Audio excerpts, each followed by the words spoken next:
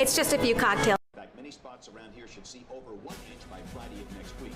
The day tonight, temperatures gradually coming down through the 80s, and if we're we'll see 70s in here by the final whistle. It's a homecoming weekend here in Jacksonville, Alabama. 86 degrees with some rain in the area, but we're set for Conference USA interconference battles today as the Jacksonville State Gamecocks and the Racers of Murray State square off today. And hi, everybody. Welcome in. Eli Gold, Mickey Shadricks alongside.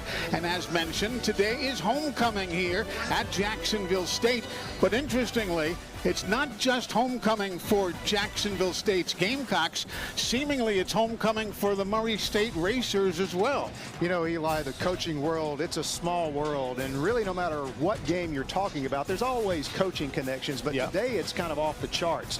You've got 8 Murray State coaches that have Jack State ties. 4 of those coaches graduated from Jacksonville State. And on the roster, 25 young men are making their return to their home state for this game today, including starting quarterback Jim Ogle. So that's just one of the many storylines we've got for you today on rosters that have been totally rebuilt by these coaching staffs. Good evening, ladies and gentlemen. On behalf of Jacksonville State University, Coach Charles Kelly there showed up, and there were 51 players that had to be found, and he did increase the roster to 51 new scholarship players. Meanwhile, in Murray, Kentucky, the story was very much the same. There are 60 freshmen and a total of 80 newcomers on this Murray State roster. For that man, their head coach, a former Gamecock, Jody Wright. So both teams having had to rebuild. As a matter of fact, Murray State only's got 2 starters returning from last year. Yeah, it's remarkable the number of freshmen on their roster. I don't know if that's an NCAA record, Eli, but it's got to be up there. It is a high number of true freshmen on this Murray State roster. They're going to be thrown into the fire tonight. Tyler Dorn gets set to kick it away. Gabe Glover gets put down hard at the 15-yard line, and that's where the Jacksonville State Gamecocks will start 1st and 10. JSU, they are wearing the red over the white pants. Murray State wearing the white jerseys over the navy blue pants. And quarterback Gavin Wimsatt, there are his season's numbers to this point. He had 16 completions against Georgia Southern last week. That was a personal best for him since 2023. Cam Cook, the single setback, gets the handoff, spins away, and gets himself 8 yards. So he gets the quick move. Dylan Rousey puts him away, the strong safety who comes over from Itawamba Junior College. Cam Cook entering the ball game with 390 rushing yards this season. Again, the give. And outside he goes to pick up the first down and more, out across the 30 to the 32-yard line. Lance Johnson, who's starting at left tackle with Jeremiah Orr not available. Johnson threw a nice block to get him to the corner. No surprise, Jack State going right to their main guy, Cam Cook, testing this Murray State D. Man in motion. Coombs. They bust through the traffic, and Cook gets out across the 35 before Clayton Ingram puts him down. He was an outstanding high schooler out of District 8 in Carthage, Texas. He was their defensive MVP. Now with wideouts 3 to the right side. That includes Cam Cook, who now shifts back into the backfield. On the 2nd down and 8. The out route catch is made and pulled in by DeAndre Johnson. The redshirt sophomore transfer from Rutgers. Nobody has just a catch.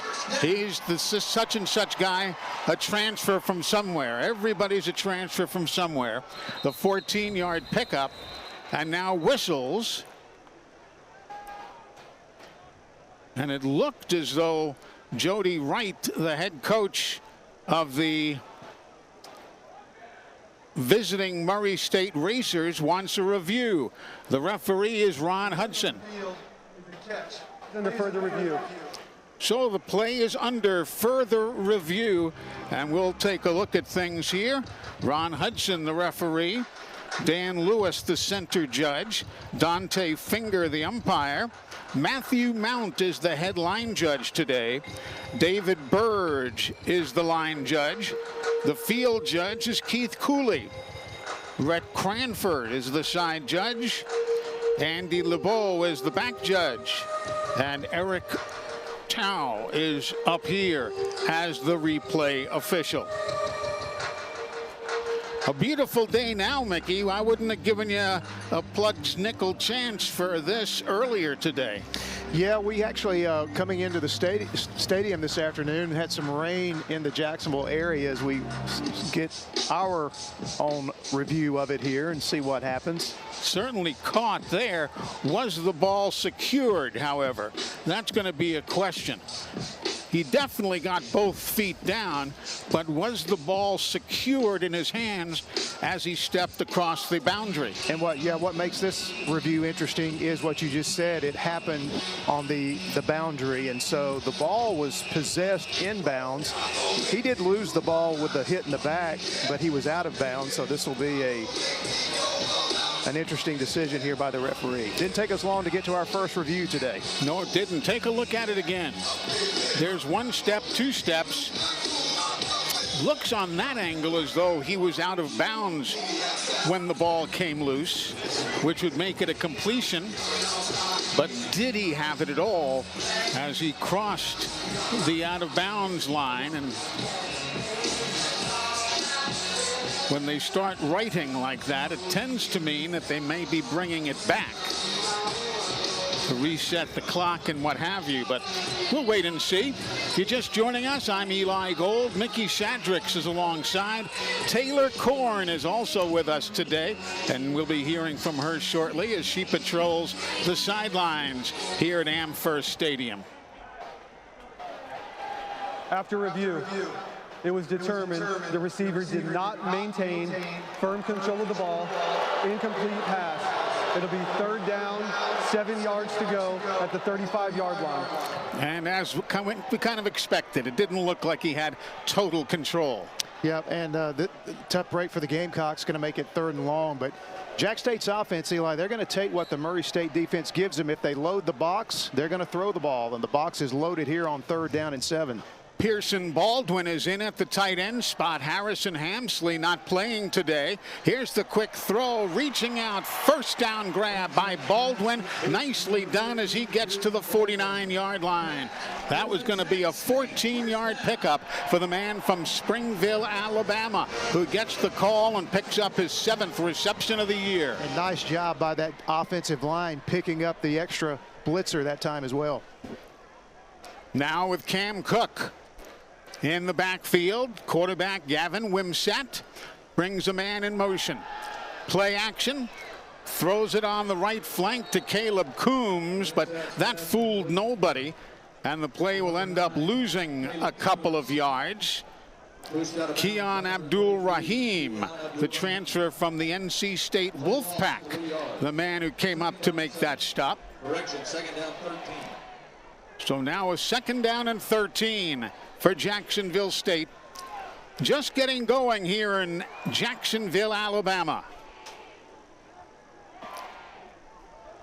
Wimsett, nowhere to go up the middle. Cam Cook kicks it out to the perimeter and picks up a handful of yards before Dylan Rousey puts him away. Gets out to the officially the 46-yard line. It'll be a 3rd down from there. 3rd down, 5. They are 1 of 1 in 3rd down conversions. The Gamecocks are. On the season, They are 41% in third down plays. Here's one across the middle and a nice defensive stop. Reaching in to make the play was Brooks Esplin, the free safety, who was a twice high school all-state performer, and he picks up a nice deflection to bring up fourth down, and the Gamecocks are going to punt it away. That was excellent coverage by Esplin. He stayed right with the wide receiver on the slant. He was one-on-one and was right in phase and batted the ball away right as it was delivered. Connor Donaghy to kick it away. Darius Cannon, the transfer from the Kentucky Wildcats, deep. And there is that end-under-end kick. That is a fair catch made by Cannon. And the Racers, after a 39-yard punt and no return, will start from deep in their own territory. We're just getting going here in Jacksonville, Alabama. No score. The Gamecocks and the Racers here on ESPN+. Graduate of Jack State and president of the Jack State Alumni Engagement Board will be presenting.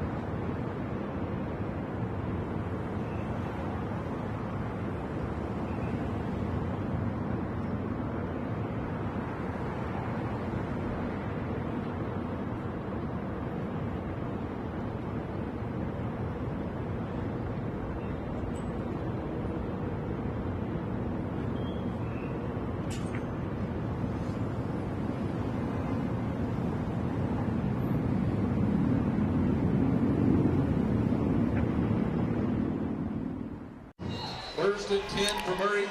Welcome back. There's Jim Ogle, wears number 4, a native of right here in Jacksonville, Alabama. And Mickey Shadricks, you're familiar with him and his family, and you covered a lot of high school in this area, as he hands it off to Jawan Worthington, and he'll get stacked up on the right side for no gain. Walker Osteen was there, but Ogle's quite the ball player. Yeah, as a matter of fact, the first people I saw when I entered the stadium, Eli, was one of his former high school coaches and a bunch of his former high school fans that are here to watch him play tonight. He went to Louisiana Monroe, Ogle did, and then transferred on to Murray State. He was a 4-time All-State performer here in Alabama, as the handoff again goes nowhere. On the left side, Worthington, who has been averaging some 3.7 yards per carry this season, gets nothing. But yeah, Ogle, you know, he's playing for his dad, kind of. His father is the co-offensive coordinator for Murray State. Yeah, and spent many years coaching here at Jacksonville State, and just a great family and a typical coach's son situation. Jim's been throwing that football around since he was a toddler, and he has definitely developed into a fine college football player. 5 defensive backs. The throw across the middle, a little bit too far for Darius Cannon as he reached out to try and pull it down, but couldn't quite do so. So Cannon on the crossing route is missed, and that's going to bring up a quick 3-and-3, 3 up, and nothing to show for it for the Racers. Punting it out of his own end zone. Number 4, Tom O'Hara, as you see that attempt to try and find Cannon. O'Hara booms that one away. Gabe Glover watching it take a skip, and out of bounds it goes, and it's to the 40-yard line where it was fielded, and they'll say it went out of bounds at the 42-yard line. So that's where the Gamecocks will start after a 51-yard punt and no return. We have timeout here in Jacksonville, Alabama. 10:07. Time remaining. Opening quarter just getting going. Eli Gold, Mickey Sandricks, Taylor Korn, and our whole ESPN Plus crew. 1991.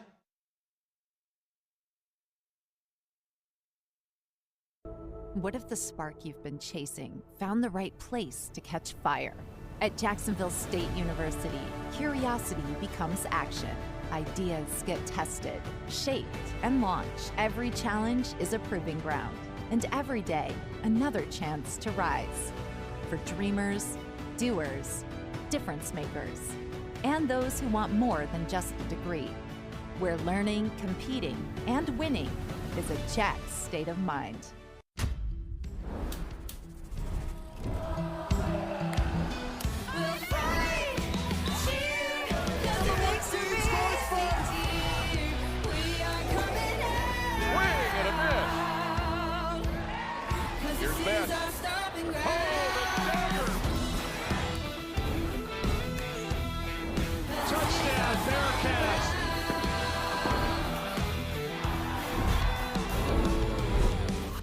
Whether it's family for dinner or game time, it's time for Johnson's Giant Foods Deli. All you have to do is drop by Johnson's Giant Foods and grab whatever you want hot and ready to go. Chicken salad and chicken fingers to die for. Savory ribs, salad, dessert, you name it. It's waiting for you and your family or friends. Johnson's Giant Foods with 5 locations in Gadsden, Atala, Jacksonville, and Coldwater.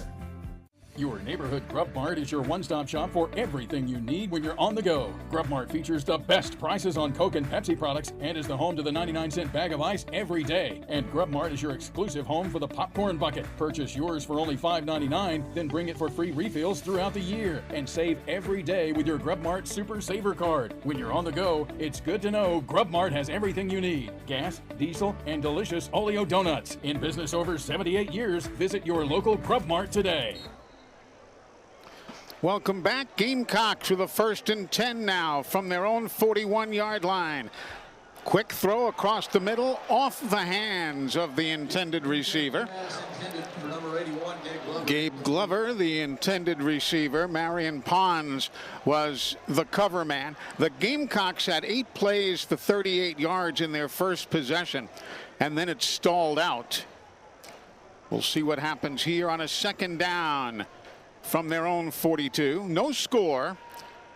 Midway first quarter. Nothing at all for Cam Cook. And that was read by Conley Crossnow beautifully. And he switched. That guy was a quarterback, Mickey.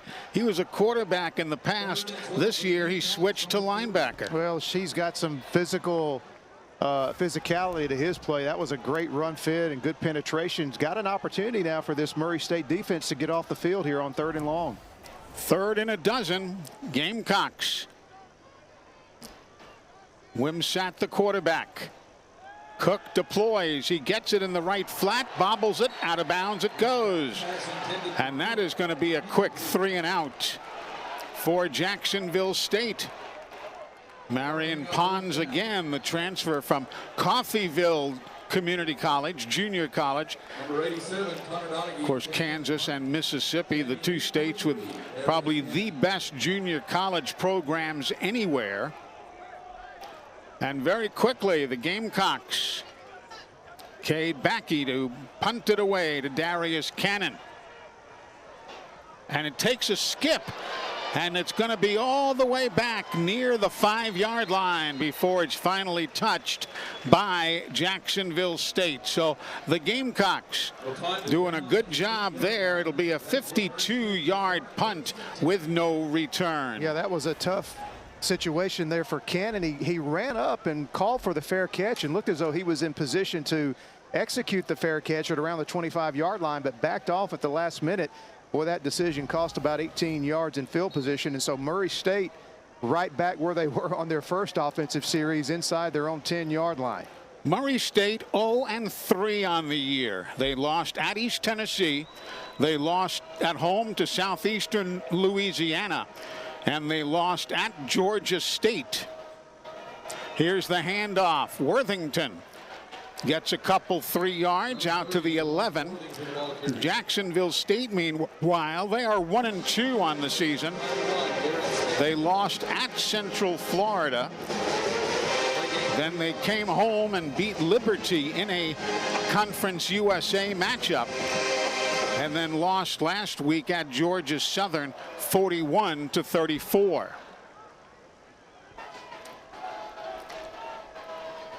Cannon on the handoff. Around to the far side, and he gets stacked up. Of course, he's in the backfield, Taylor, with Jim Ogle, the young quarterback from right here in Jacksonville. Yeah, guys, like you mentioned, Jim Ogle is a native of Jacksonville, Alabama, and a while ago his dad was asked about growing up as a coach's son and said, like most coaches' sons, Jim has known nothing but football his entire life. He was born on a Tuesday and at a Jacksonville State game asleep that Thursday night. So he is very familiar with this stadium and this town. And Coach Wright was also asked about worrying that his quarterback would be pressed, coming home wanting to perform, and said his message to his quarterback was, you don't have to be Superman. Just be Jim Ogle, and that'll give us the best chance to win this game. Thank you, Taylor. Indeed so. The biggest problem that they've had this week is finding tickets for everybody. As we told you, between Ogle and almost all the coaching staff, they've needed so many tickets for family and friends. Here now is a 4th down and a half-yard for Murray State. Cannon in motion, and timeout taken by Murray State. Timeout. Murray State. And Coach Jody Wright is not happy about the spot. He has been, This will be extended. you know, conversing with the officials, and he's still trying to get the official to listen to him. But that was a tough spot for Murray State. It was a bang play on the catch and the hit, and of course the spot left him about a yard short of the first down. We're coming right back. Matthew Allen Schaefer, a 2000.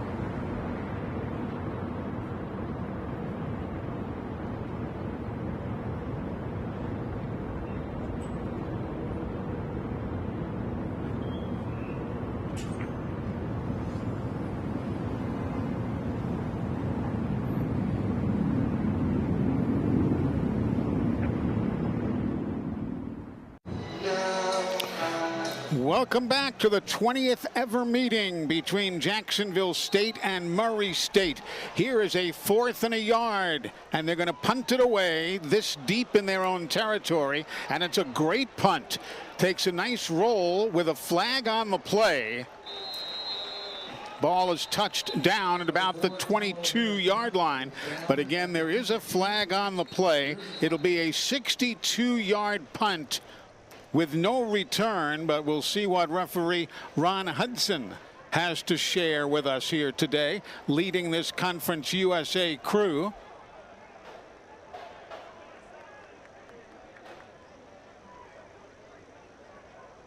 Going to talk this over with his crewmates. I didn't see a penalty, but that doesn't mean anything. Unsportsmanlike conduct. Sideline interference. Jacksonville State. Penalty is enforced half the distance to the goal line from the end of the kick. First down. Sideline interference on Jacksonville State. Either somebody came off the bench or onto the playing field. I didn't see it. Coach Kelly is certainly barking at a few folks there. So the mark-off sends the football all the way back now to the 11-yard line. It'll be a 1st and 10 for the Gamecocks from their own 11. Pulling it back into his gut after the give to Cook. And Cook goes nowhere. He'll be lucky to get back to the line of scrimmage. That was a nice job by the front 7 there for Murray State, as Cam Cook was able to get loose on him on that first Gamecock offensive series, but here they've got a little bit of advantage with field position. Get a good defensive stop on first down. 6 carries for 25 yards for Cook. He has back-to-back 100-yard rushing games. Wimsatt with a keeper, and he'll stumble to the 13-yard line. He's stacked up there. Keon Abdul-Rahim with his second Offside. impressive Number tackle 41. of the day. Defense lined up in the neutral zone. 5-yard penalty remains. 5-yard penalty lining up in the neutral zone. Please reset the game clock to 6:28. They're putting 8 seconds back on the clock to 6:28. Thank you. That's a bad penalty against Murray State. You go from having the Gamecocks in 3rd and long, now it's 2nd and 5. Motion. Cook gets the throw into the right flat and gets to the base of the yard line marker and picks up a yard there. Cook, his 6th reception of the season. Obviously, he is best known for his running game. Dylan Rousey again with the tackle. That'll be his 3rd stop of the day. Now with the ball at the 17. 3rd and 4. Wimsatt throws it at the feet of Pearson Baldwin, the tight end, who's unable to make the play. And the Gamecocks will have to punt it one more time. Yeah, despite the penalty that put Jack State in a good situation in 2nd and 5, that was just poor execution on that play by Jack State. Murray State with a chance to get good field position on this exchange. Kubacki averaging 46 yards a punt. That one is going to be taken across midfield at the 48-yard line. But a 47-yard punt with no return should give the Racers fairly decent field position right near midfield. And it may give Jim Ogle a chance maybe to take a shot here on first down. They haven't really been able to drop him back and throw the ball very much because of poor field position, but they've got some room now to work. He's 62% of efficiency in passing this season with 3 touchdowns and 4 interceptions through the air. Here's Ogle throwing way high and onto the JSU bench. Incomplete. Well, they did take a shot, but Max Sanders came in on the blitz, and Ogle didn't see him, and boy, he got hit right as he tried to deliver the football. Mack, the freshman from McDonough, Georgia. 2nd down and 10.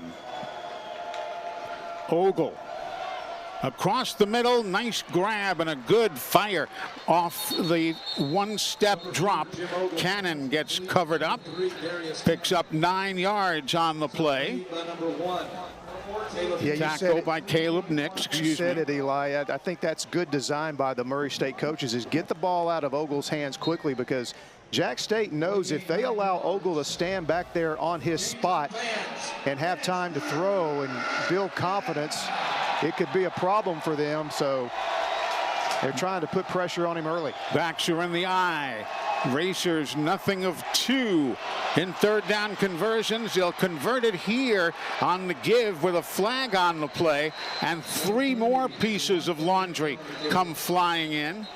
Looks like there was going to be a face mask as the first penalty. Yeah, it was definitely a face mask, and Northington's feeling it too. I think he's slow to get up, obviously. 15-yard penalty added to the end of the run. Automatic first down. As you heard the face mask call, and you watch it again here, you'll see it fairly obviously. Right there. Looked like an owl with his head rotating 360. Good job bouncing it outside too. There was nothing up the middle that time on 3rd and short. Northington got to the edge in a hurry. 4:47 time remaining, opening quarter. First down, throw into the flat, and it's off the mark, incomplete. Good coverage of Cannon that time by the Gamecocks. Cannon is dangerous. Got 28 receptions already this season. No score. Middle to latter stages of the first quarter here at Amherst Stadium in Jacksonville. Jordan Washington, the running back. The handoff, it goes up the middle. And that time, Washington, the young man from Helena, Alabama, following Cannon McCulley's lead block to pick up yardage. But still, it's going to be 3rd down and 7. They are 1 of 3. The Racers are in 3rd down conversions today. Jim Ogle, the quarterback, has a running back to his left. Man in motion, Ty Brown from the right side. There's a back shoulder flip, and it goes out of bounds, looking for Cam Bullock. Would have been his 9th catch of the year, but Traquan Fagans, another one of those young men who has been around. He was a great high school player at Thompson in the state of Alabama. Then he went to Alabama, the university thereof. Then he went to USC. Then he went to Central Florida. Now he is here at JSU. A 34-yard line attempt. It'll be a 44 kick. It's up and it is good. So a good kick that time by the Racers, and they take a 3-0 lead. A 43-yard field goal attempt. 7 plays on that scoring drive. 29 yards in 1 minute and 40 seconds. Has to be a big confidence boost here for Murray State, the way they've been able to, other than that first series where Cook was able to get loose on some good runs, they've pretty well handled the Jack State offense the last couple of series, and were able to got good field position there on that possession and got down and kicked the field goal. So that was the longest of the year for Jack Tannehill, the kicker for Murray State. Tannehill set to kick off. He had a 30-yard field goal against Southeast Louisiana earlier this season. And here is Tannehill again, getting set to kick it away to Gabe Glover, the deepest of the two deep men for JSU. Fair catch, says Glover, and he will do so, making the grab at the 7-yard line. 1st and 10. And they will move the ball up on a 1st and 10 with that call. So the football moves to the 25 after that first down catch. And we'll see now what the Gamecocks can do. Next week, Jacksonville State is at Southern Miss in Hattiesburg, while Murray State is off before going to South Dakota. Lando is running the football now. Christian Lando, the redshirt freshman. It's going to be his 7th rush of the season. Picks up some 7 yards on the play. Nice block by the center. Luke Machkowski. His given name is Lucas, but since Machkowski is a full enough name right there, we all kind of call him Luke.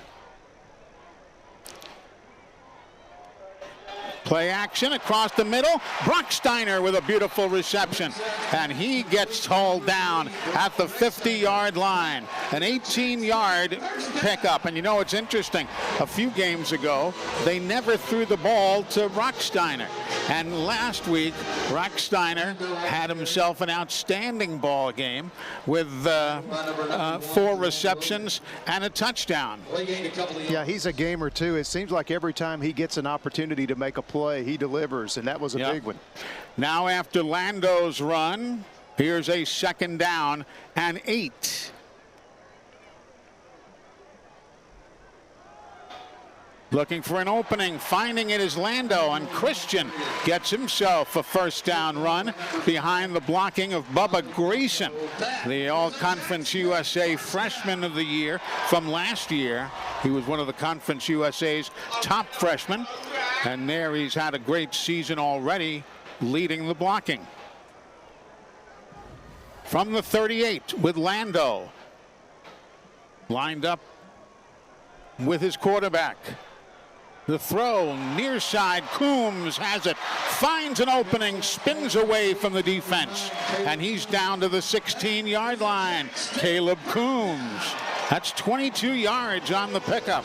And quickly, they're going back to the offense here. Quick throw, far side, and too far for Lando. Man, for a moment, it looked like last year's offense under Rich Rodriguez, where he would play, they'd have 3 plays in a minute. Watch this catch here, Mickey. Yeah, this is a great catch. The defender slipped too, which created the opportunity for some of those yardage after the catch. Lando lined up to the right of his quarterback. Brocksteiner in motion. Gets the toss. Nothing there. Comes back the other way, and he is going to be able to walk it in. Touchdown. Jacksonville State, 17 yards. Brock Rechsteiner couldn't go to the right, came to the left, and he took the points to the house. Second big play that he has made on the drive. And again, he's just one of those guys that when you get him involved, he seems to make the play. There's nothing where the play was designed to go, and he reverses his field, and his quarterback going to try to block for him, but there's not even anyone for Wimsatt to block. So that's just a great heads-up play there. Beautifully done. Now the extra point try by Garrison Ripa.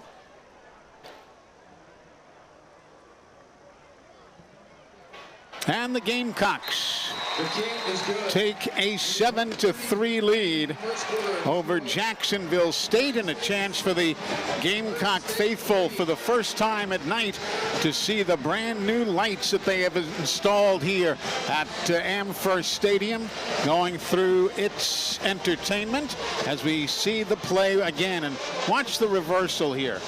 Whoops, nothing there. Pardon me.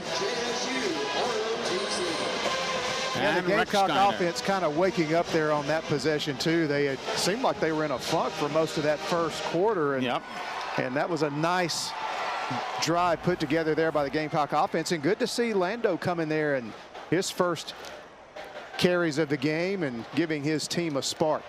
7 plays, 75 yards on that scoring drive in 2 minutes and 22 seconds.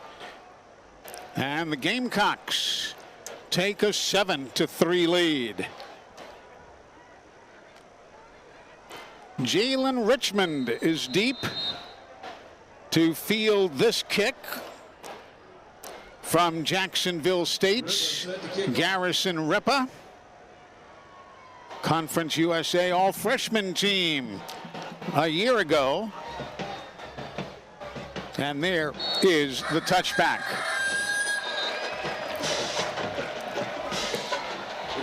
A minute 32 remaining in the opening quarter.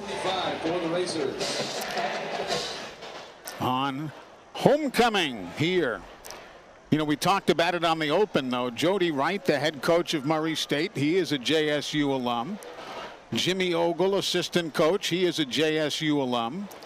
Their offensive line coach, Adam Ross, he is a JSU alum. Matt Wanabo, an offensive assistant, he is a JSU alum. And the list goes on and on here on play action. Everybody's covered, and it's just thrown away. And now, was there anybody in the neighborhood, or was that intentional grounding? The officials are talking it over. And there's the flag for intentional grounding. Intentional grounding. Number 4, offense. Passer was still in the pocket. The ball did not reach the line of scrimmage. There was no receiver in the area. Ball will be placed at the spot of the foul. Loss of down, second down. Really nothing much the quarterback can do in a situation like that. Yeah, Ogle went through his progressions and no one was open, so he was about to get sacked, so just threw it away. But again, no teammate in the area. Ogle now on the give. And up the middle, that was Jordan Washington, who gets virtually nothing, maybe a yard. Emmanuel Oyebadeo. Play game 2 yards. Gamecock fans. So the pickup of a couple brings up a third down now with a minute remaining in the opening quarter. Glad you're with us. Homecoming in Jacksonville, Alabama. Ty Brown, the tight end, in motion towards the formation. He gets the reception, Brown does, but is stacked up by a double teaming hit at the 27-yard line, and that's going to be well shy of the needed yardage. Tyron Taylor and Jawan Campbell combining on the stop there. And it was the pressure up the middle as well that kind of forced Ogle out of the pocket. Jawan Campbell came shooting through there and got Ogle off his spot. That was the first step in stopping that play. Good pressure there by Campbell. R.J. Rayner also in on the play, and that is going to do it for the first quarter here at Amherst Stadium in Jacksonville, Alabama. That's the end of the first quarter. It's a 7-3 ball game, a 43-yard field goal by Tannehill, and then Brock Recksteiner with the run that capped off a 7-play, 75-yard drive. Gamecocks lead 7-3 here at home on homecoming. General Larry R. Broadwell.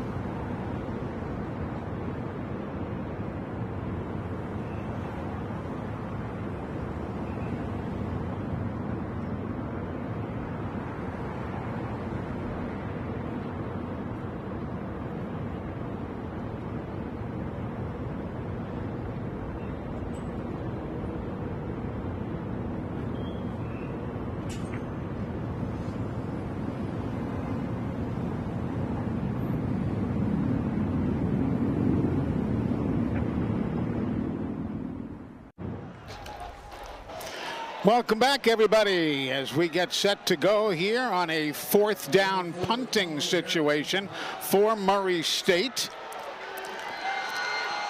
The coach told us, he said, we must get stronger. Our guys must believe in themselves as there are flags on the play. There's a fair catch being indicated, but we'll wait and see exactly what transpired there. There is a flag. The official's going to talk it over. You know, when Jody Wright got, there's the preliminary call.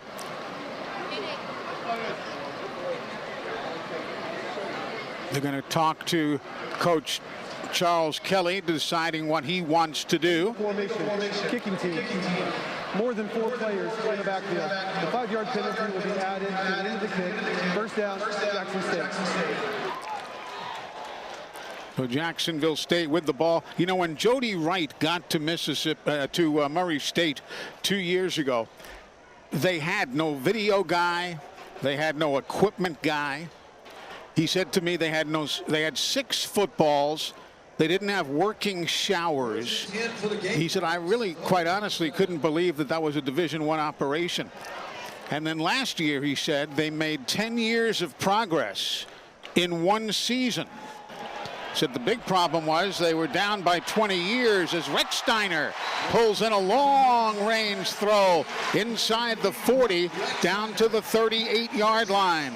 So they were down by 2 years and then made up a year last year, but they're still obviously down a good bit, and that 34-yard gainer quickly ate up the real estate. Busted coverage too. Seam route right down the field, wide open.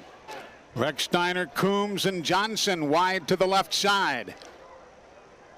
Straight drop. And looking and throwing, and Rechsteiner was tied up in a package along the near sideline. Good coverage by Dylan Rousey, the strong safety. Number 9, Dylan Rousey. Rousey last year was second in FCS with 45 tackles. This year already he had 18 tackles against East Tennessee, 17 against Southeast Louisiana. Baldwin is in motion for the Gamecocks. Cook battles to the 30-yard line. It'll bring up a 3rd and a yard. Clayton Ingram on the stop. Play gained 8 yards, 3rd and 2 for the Gamecocks from the 30. Gamecocks 1 of 4 in 3rd down conversions. Those numbers have not been good here today.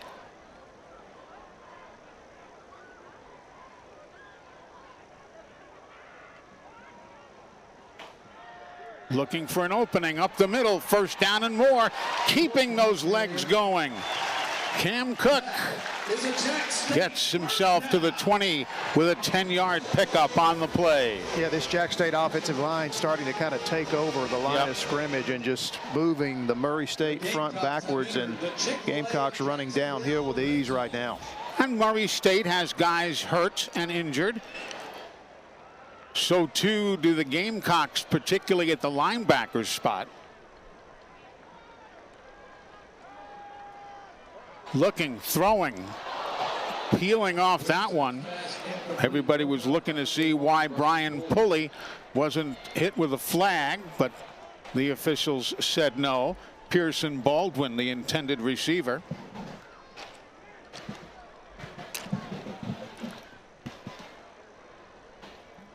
So now 2nd down and 10. Football at the 20-yard line. Gamecocks trying to add to their lead. They fake the inside and throw it to the perimeter. And down the left sideline is Gabe Glover, the freshman from Dothan, Alabama. Tackled by number 8. And a great block by DeAndre Johnson as well that sprung the receiver for a little extra yardage. Just see if you can see it here. Johnson, number 11, engaging his guy. Great job downfield blocking. 7 yards on the pickup. Gamecocks 2 of 5 in 3rd down conversions. Here's a 3rd and 3. Defense changing their scheme. The inside give is close, and then on second effort spinning around, but the play was dead at the 11-yard line. It'll be close to a first down. Kobe Roberts will get the stop there. He played at the College of Idaho.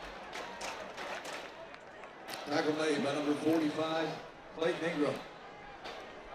Clayton Ingram with credit for the tackle. And the Cam Cook first down. That was great effort by the Murray State defense, but unfortunately for them, Jack State didn't need but about a half yard, and Cook got just enough. So it is going to be 1st and 10 from the 10.25. Man in motion. Rolling right, Wimsatt throws down low, and it's incomplete.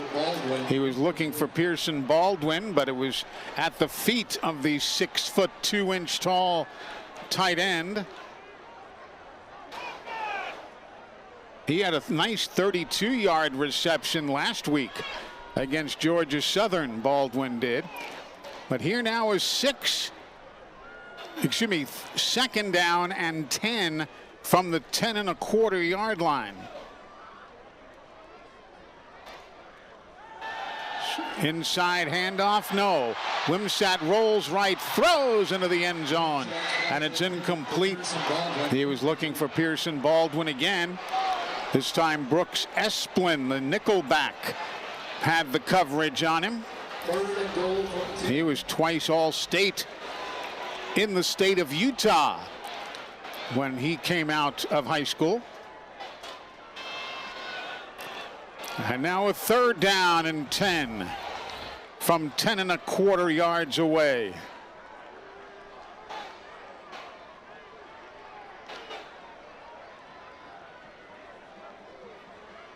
Play clock at 4, 3, 2.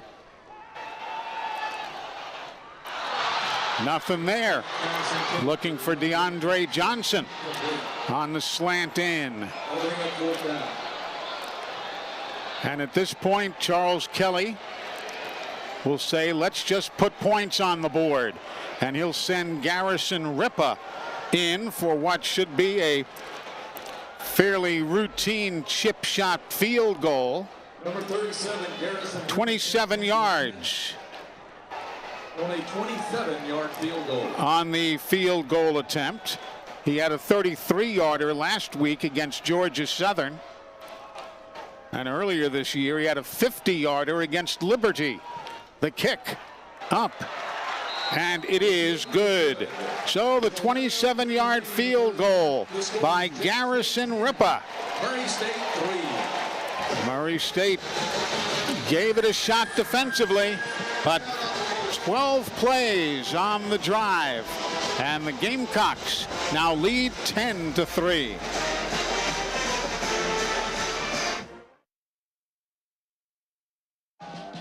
Stand alone with fire and sun, with passion burning in my veins. Hey Gamecock fans, ready for a winning drive? Then get to Cooper Chevy GMC in Anniston. Choose from hundreds of new Chevys and GMCs, including a great selection of Car Bravo certified used. Score big with low finance rates and ask about their guaranteed credit approval program. And get top dollar for your trade, no matter the yardage. Your road to victory starts today at Cooper Chevrolet GMC in Anniston or online, cooperchevrolet.com. Official sponsor of JSU Athletics. There's losing, and then there's being the loser. Game time comes with enough pressure. Way too often, people are betting on sports, losing, and taking it out on the athletes. Only a loser would harass college athletes after losing a bet. But it happens almost every day. Root for your team. Get crazy when the buzzer sounds. But don't harass anyone because you lost a bet. It's time we draw the line and put an end to the abuse. Brought to you by the NCAA. Weekdays are a grind. Traffic, overflowing inbox, missed calls. Your weekdays deserve better. And this October, Conference USA is bringing better straight to your living room. Weekday CUSA is back. Conference USA is here to make your weekdays fun again. Enter a world of college football bliss. Treat yourself to touchdowns, turnovers, and the thrills that come with weekday CUSA football. CUSA is the star of the show weeknights all October long. Don't miss 1 second of the action. I stand alone with fire and sun, with passion burning in my veins. There's Charles Kelly. His Jacksonville State Gamecocks are leading in this one, 10-3. Charles hit his first head coaching job, but he has been an assistant at Jacksonville State, at Henderson State, at Nicholls State, Georgia Tech, Florida State, Tennessee, Alabama, Colorado, Auburn. The guy's outstanding. Jalen Richmond from the 11-yard line brings it out. Charles Kelly, we were just talking about, the 31st person to serve as head coach of the Gamecocks.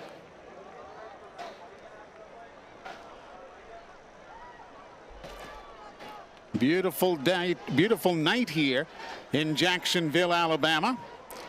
Temperature 81 degrees.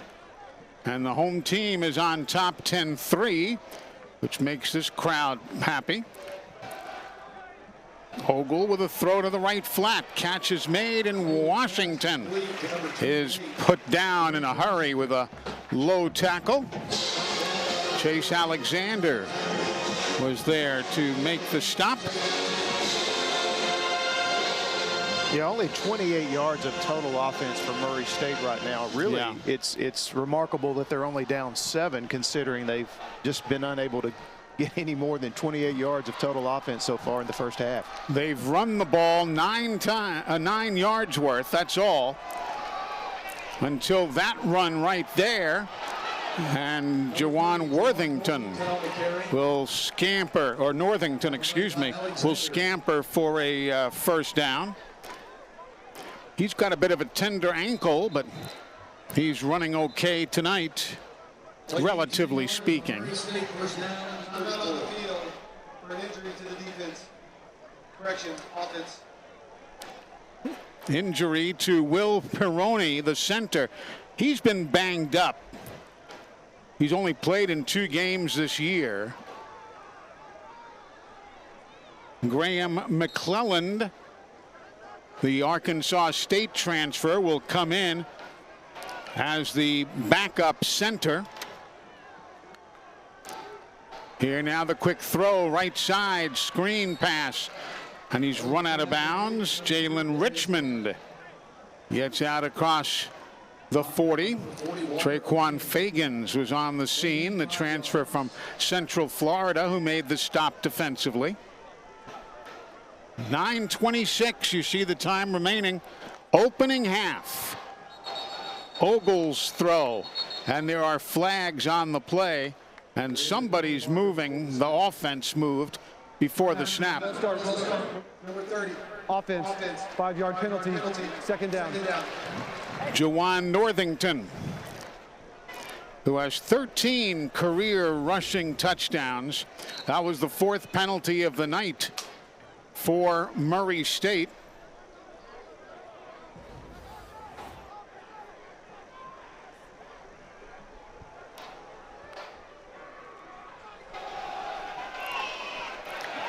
A slow developing play, and then flags plenty as Jawan Northington was finally wrestled down to the carpet. Again, we'll wait and see what Max Sanders did, is who I believe will be the guilty party.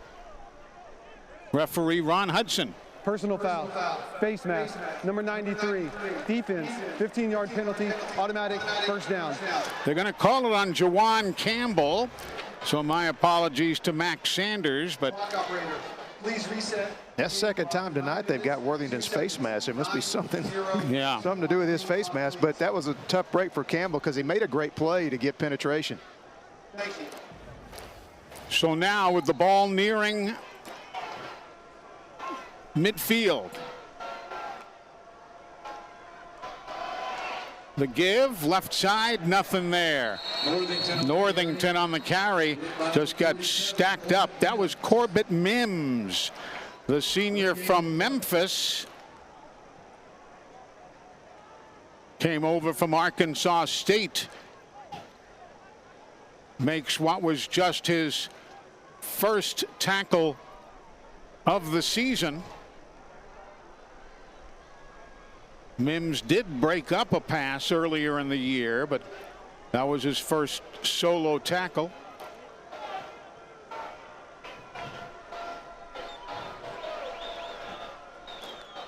After Richmond goes in motion, Ogle throws that one halfway to Glencoe, Alabama. Nobody there, nobody open. The coverage was just too good, and Ogle not much of a runner, so he just kind of threw it away. Yeah, he was looking for Cam Bullock, but there was no play to be made. They are 1 of 5, the Racers are, in third down conversions. Looking now at a 3rd and 10.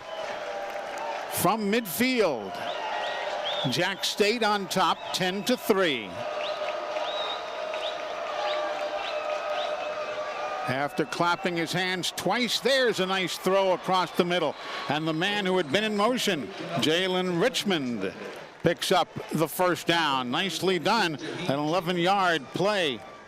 Yeah, very nicely done against a Jack State blitz. And you'll see Ogle pressure bearing down on him. He had to get rid of the ball, but a good job getting the ball out of his hands, completing it for the first down. Now with Northington in the backfield, he'll get the handoff, dances around some tackler, and gets to the 35-yard line. This one is going well. That's Miles Butler, who we weren't sure if he was going to play today, but he has answered the bell to some degree. He's been dealing with an injury. Now Jordan Washington in the backfield. Bullock checked back into the lineup. Washington in motion. Quarterback Ogle keeps it. He'll run, and he gets to the 30-yard line. Short of the yard line to gain. He talked about his speed. He goes with a quarterback draw right there. Yeah, one of the few times that you'll see a play call for Ogle to run the ball, but he did a nice job of getting his team in a 3rd down and short. Yep. Caleb suffered a big injury a couple of weeks ago, too, so they don't want him to take any hits. Exactly. Caleb Nix made the tackle, and here it's going to be short on 3rd down and a yard. They don't get it and may lose an inch or two. The play failed to gain. The play, as you hear in the background, failed to gain, and it may have even lost a half-yard on the play. Just good job there by Jack State, especially coming off the edge that time by Malcolm Jones. Yep. Ogle claps his hands 3 times, sends the man in motion. There's the give, second effort. I don't know if they got it. I don't believe Washington got it. Of course, head coach Jody Wright signaling first down. Ruling on the field as the ball carrier is short of the line of game. First down. And the players are trotting off disappointedly. They know there was very little space to argue there. Fans, please direct your attention to the CUSA logo on the home side.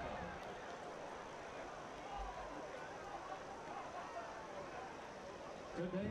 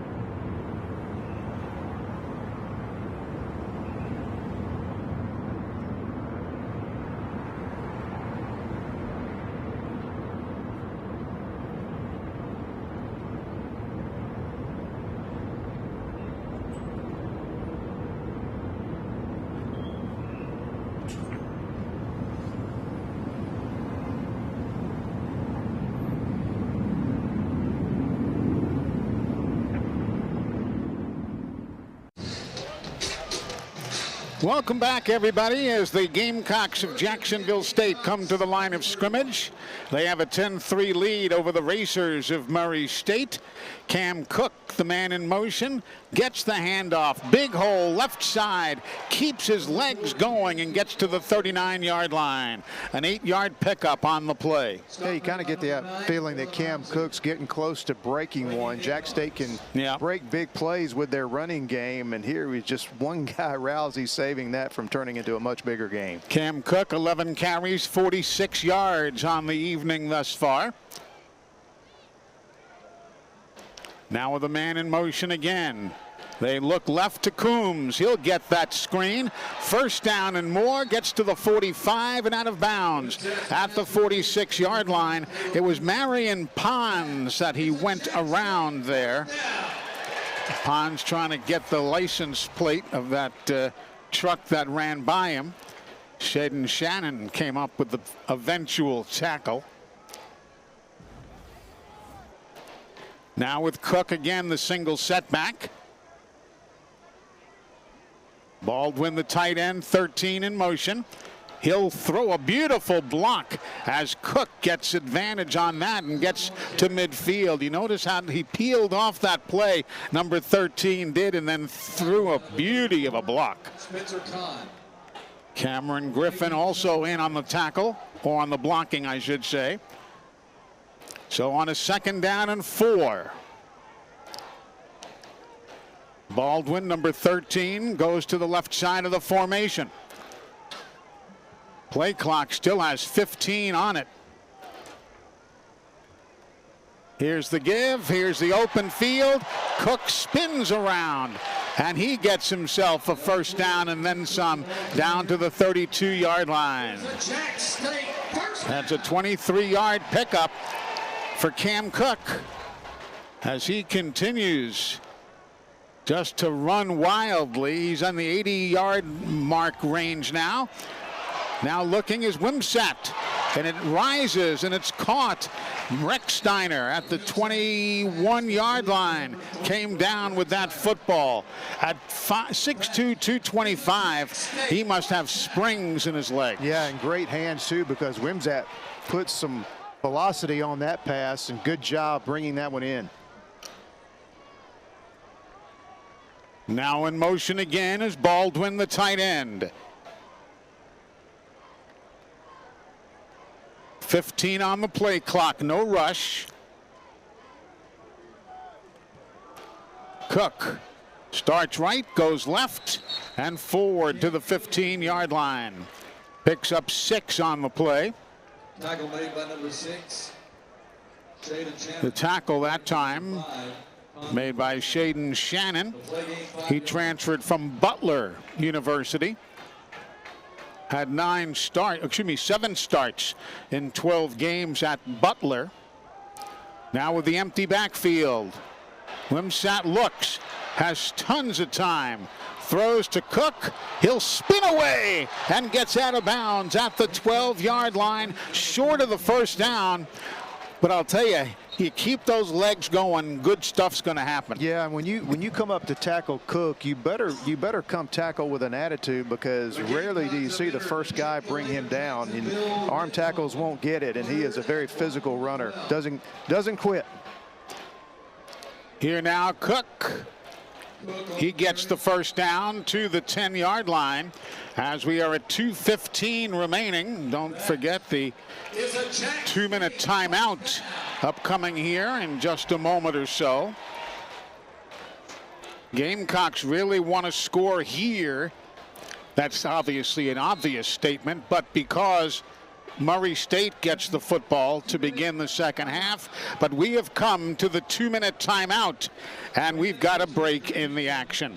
10-3, Jacksonville State leading, and they're knocking on the door again. We'll see what happens when we come back to Jacksonville, Alabama. Thank you, teachers. Thank you, teachers. Thank you, Coach Prater, for always supporting me. Thank you, Chestnut Ridge Middle School, for always teaching me to stay curious. Thank you, Mrs. Love out of Trent Test Academy. Thank you, Ms. Cross, for everything, letting me be myself. Thank you, Ms. Young, for all the life lessons you gave me. Thank you, Mrs. Hurdlove. Thank you, Sean Witten, for everything you've done for me. Thank you, teachers. You're appreciated. Every day. Every day. Every day. Every day is game day for teachers.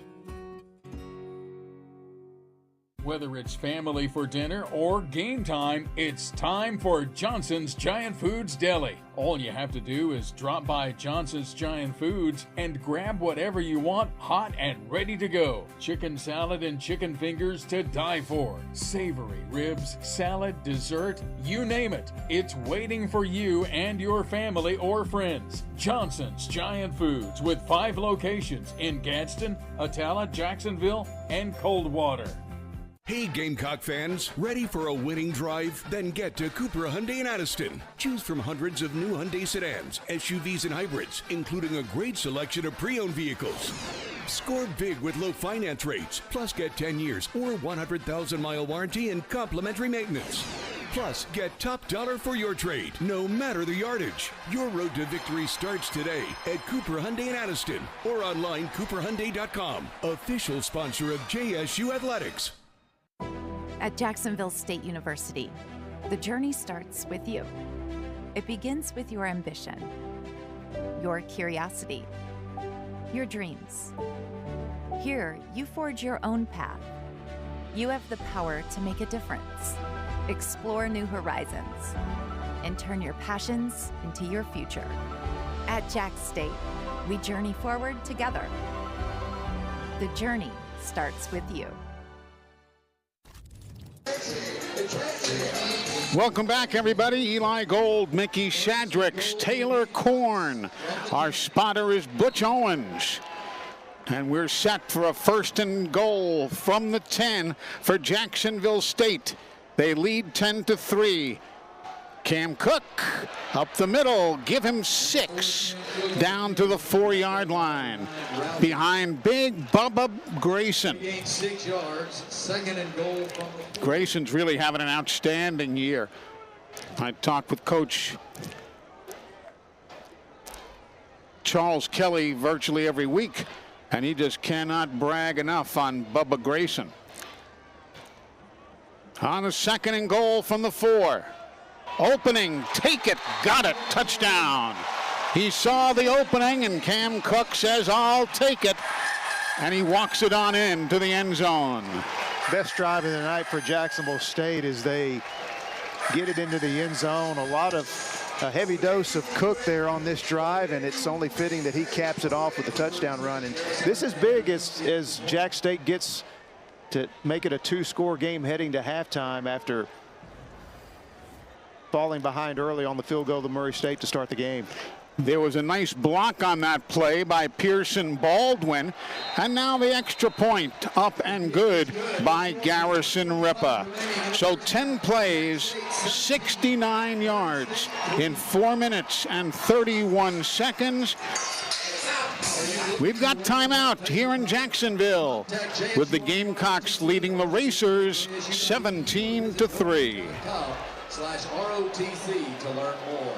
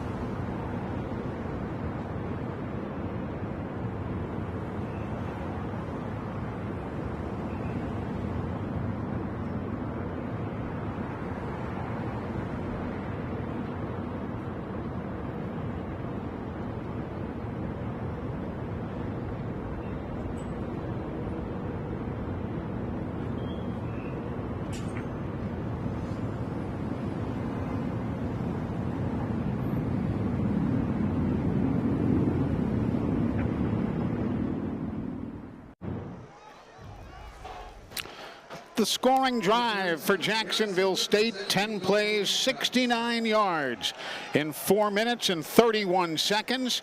JSU leads 17-3 as we begin. Play again.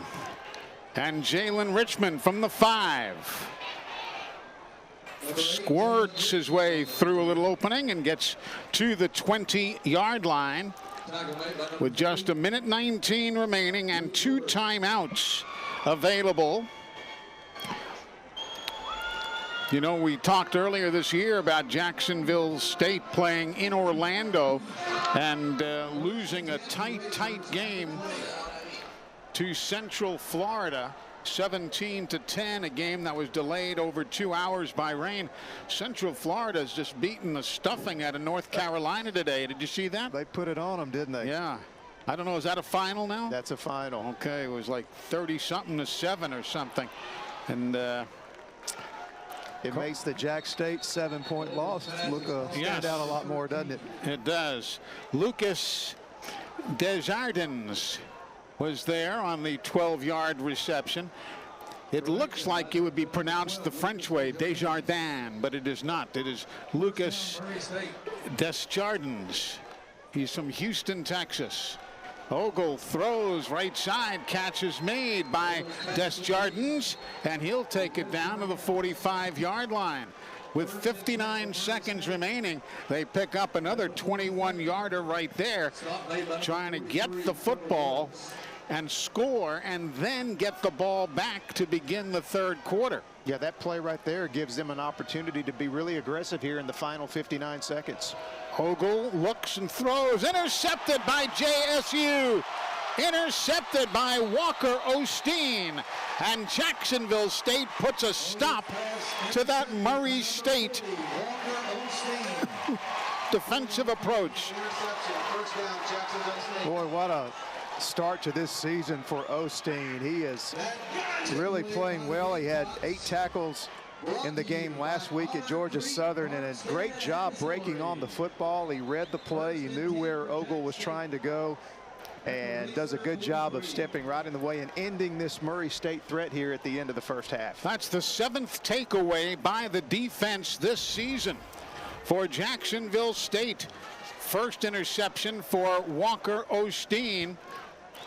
He's from White Plains, Alabama, not far from here.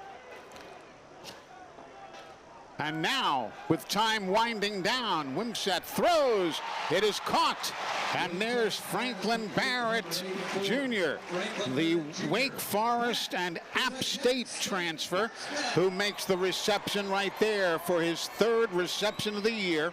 It's a 16-yard pickup. Gamecocks trying to get points again.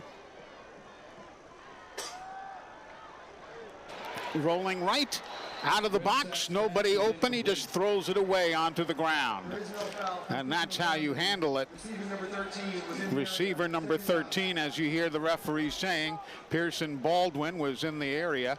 Kayan Abdul Rahim was putting pressure on the quarterback, so Wimsatt kept his cool. We're down now to 28 seconds remaining until halftime. Backs are in the eye. Here's the give, and nothing there for Christian Lando. Tyrese Edwards. He, along with Abdul Rahim, combining on the stop. Jacksonville State, they're first of the half. And now timeout taken by JSU. It'll be their first of the half. Here are the winners in the By the way, JSU now with 260 offensive yards. Of course, we mentioned this earlier, gaining at least 300 yards on offense is the norm for them. They've done it in all 3 games. Right now, they have 260 total yards, 148 through the air, and 112 on the ground. And those numbers there, impressive when you talk about what they have done offensively. For the Gamecocks at the 28. Now from the 28-yard line. They are 3 of 8 in third down conversions. Rex Steiner in motion. Wimsett watches him turn it upfield. Wimsett runs. He's got yawning, wide open green grass in front of him. Touchdown. That's a beauty. Touchdown, Jacksonville State. 28 yards for Gavin Wimsett. Wow. You know, there's been some times tonight where Wimsett has had opportunities to run, but hasn't taken them. Well, boy, he did that time. As you'll see here, he pressured, has to step up in the pocket, looks downfield, and then sees the opening and takes advantage. He's a second leading rusher on the team, and you can see there why. Once he got past Abdur Rahim, he just turned the Jets on, and timeout is being taken now by Murray State. It will be their second. They're going to take a look at that play, the officials will. Let's see. Gets past everybody, pumps. Pulls away. Kobe Roberts had a chance to get a piece of him, but couldn't. And I don't believe they will do any kind of a review there. Riva to attempt the extra point. Now the extra point for Garrison Ripa. Cole Marzalek to snap. The holder there, Cole Marzalek, the snapper, and the kick is up and good. In the first half. So the Gamecocks, 4 plays, 43 yards in just 40 seconds, Mickey Shadricks. That's how you play good end of a quarter football. Yeah, that's a big turn of events here in the last 2 minutes of the first half. It was just a 10-3 game not long ago, but Gamecocks have really poured it on here at the end of the half. That was a huge interception by Osteen because it looked as though Murray State was at least possibly trying to get in field goal range toward the end of the half, and instead the interception allows Jack State to go down and add another touchdown. So that's how we stand now with 13 seconds remaining in the first half of play. Murray State, as we mentioned, they've got South Dakota on the schedule on the road in a couple of weeks. Then they're home against Illinois State and South Dakota State. If you're curious, they're part of the Missouri Valley Football Conference, as there's a flag down and offside on the kickoff against Jacksonville State. These schools' former opponents in the Ohio Valley Conference. So 5 yards.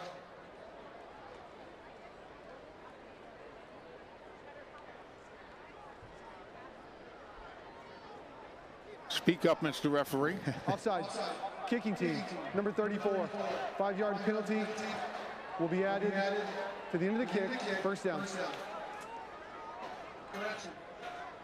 Murray State has elected to enforce a 5-yard penalty and re-kick. So they're going to re-kick at the option of Murray State. So that's how that goes. I think they'd like their chances better at a big play, possibly coming on a kickoff return than just lining up from the line of scrimmage. And you know, Jack State gave up a couple of big returns last week. And let's see who's ahead of the play here. Yeah, right there near the top of the screen. Couple of folks ahead of the play. That was Bubba Grayson, who was the most egregious of the offsides. There was no question about that one. No. So they'll re-kick it from the 30-yard line.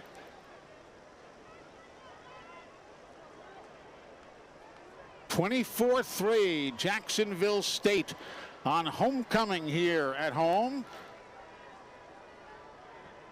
They have won the last 8 meetings in a row. Timeout. As timeout is now taken by Jacksonville State. The Gamecocks have won the last 8 meetings in a row between themselves and the Racers. The series edge is 17-2 in favor of Jacksonville State. The 2 wins have both been in overtime for Murray State. Yeah, it just seems just like yesterday these two were competing in the same conference, and then that all of a sudden just overnight Jacksonville State moving on, and good to see them matching back up again here. And you know, we talked about homecoming earlier. I love the 6 o'clock kickoff on homecoming. It was wound up being, it was hot today, but wound up being a very nice day. A lot going on around campus. They had the parade this morning. They had all sorts of parties, and they had lots of celebrating, as homecoming should be. And a big crowd on hand tonight. 13 seconds remaining in the first half. Gamecocks on the Racers. They lead them 24-3.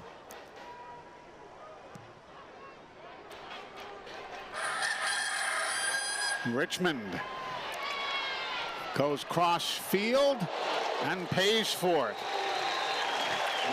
He's sitting there saying, whose idea was that? Well, Eli, I can tell you this, Jack State has covered kicks better tonight than they did last week, and that was something Coach Kelly made a point of in his press conference. He was disappointed in not the effort of his players on special teams in the last game, but just the execution. Yeah. Always reminds me of John McKay of the old Tampa Bay Buccaneers, when they asked him after the game what he thought of his players' execution. He said, I think it'd be a great idea. But I digress. We are at halftime here in Jacksonville, Alabama. 24-3, Gamecocks over the Racers. Coming up here at intermission, we'll have stats and highlights. We'll also talk to the bowling coach here at Jacksonville State. Her ladies have won back-to-back national championships. That plus reports on what the coaches have to say. All of that coming up when we return right after this.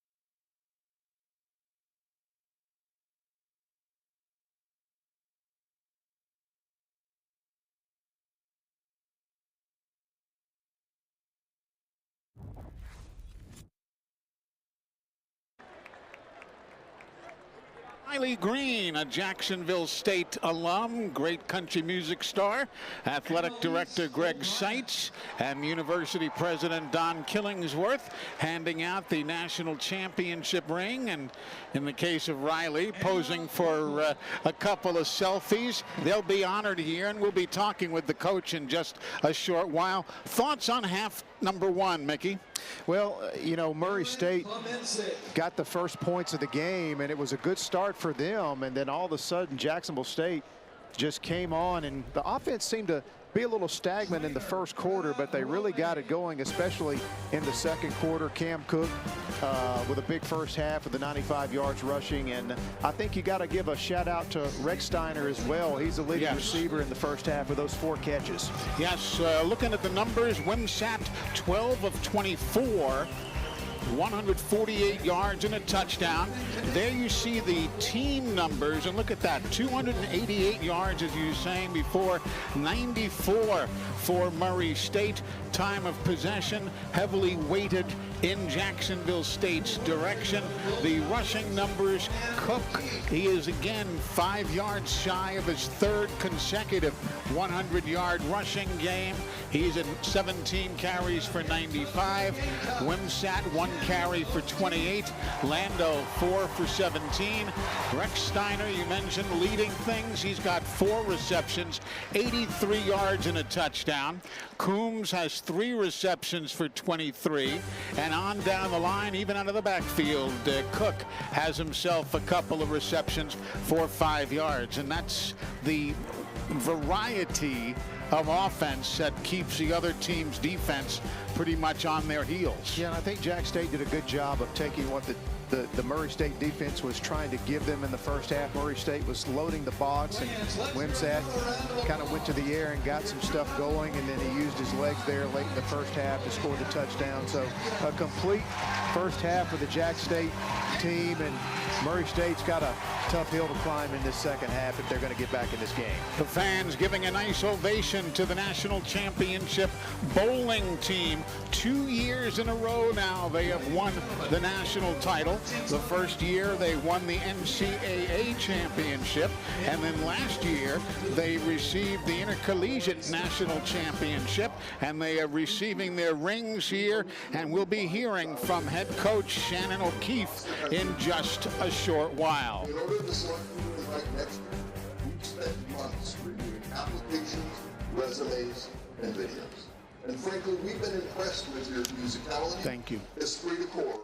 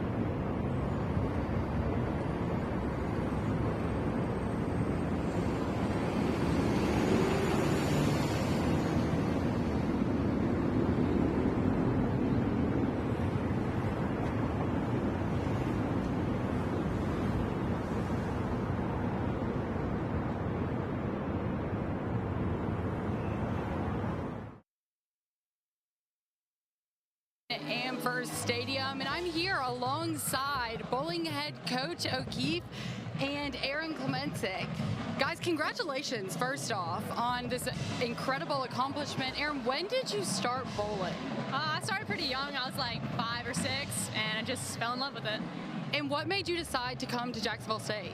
I want to win, and this team is all about winning.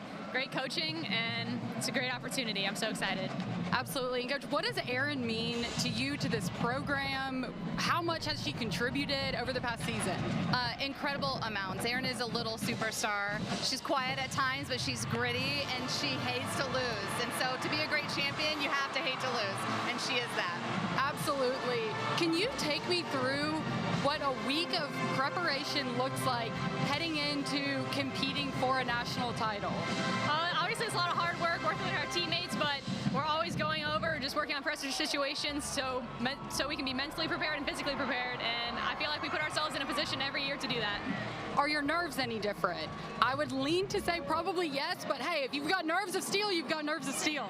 Under all of that, I put on a face, but low-key, it's nerve-wracking, but you gotta just put it behind you and just, this is what I gotta do to win, and that gets me through it. Absolutely. Coach, how early on this season did you know that this team was going to be special and had the potential to win a national championship? We knew it before we even had a single practice together, just because of what they had accomplished prior to coming to us, and then taking a chance and saying yes to us and all doing that together. We knew it was going to be special. Do you have any superstitions? Is there anything that you have to eat? A song that you have to listen to? Do you put one shoe on before the other? Are there any superstitions that go into your game day routine? I'm not very superstitious, but my pre-shot routine is very the same, so I guess that's kind of superstition. Yeah, absolutely, absolutely. Do you have superstitions as a coach? So I never did, but my husband is extremely superstitious, down to having to wear the same shoes on the same day of competition every week, and so it is definitely worn off on me. If we park in a specific parking spot and we have a great day, we're going to try to park in that same parking spot the next day. So it is most certainly worn off on me. Did you have any say in designing the rings?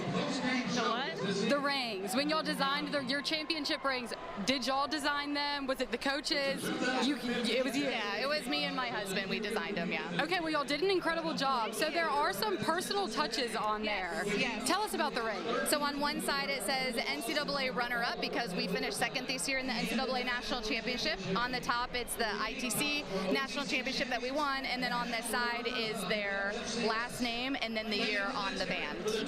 And you've had some pretty big personal accomplishments recently as well, playing and representing the United States. What has that been like? It's been honestly beyond me, and I feel like it's going to more help me be a better team player for this program. Was this your dream as a child, or was this kind of something that you learned that you enjoyed doing as you got older, or when you were young, was this your dream? Is this what you always knew that you wanted to do? Kind of grew into me. Once I started doing it, I was like, wow, this is actually pretty cool, and I could see myself doing this on a high level. Looking forward to this next upcoming season. Any information that you can give us as to where your confidence level might be? It's in each and every one of them and what they individually bring to the table, then being able to come and pull it all together and love and trust each other. It really creates for an environment of really incredible magical things to happen that other people on the outside can feel, but they're not sure what they're feeling, and that's what they're going to be able to do, and we're so excited. Okay, well, that is it from us down on the field. Aaron, Coach O'Keefe, congratulations on an incredible accomplishment. Thank you.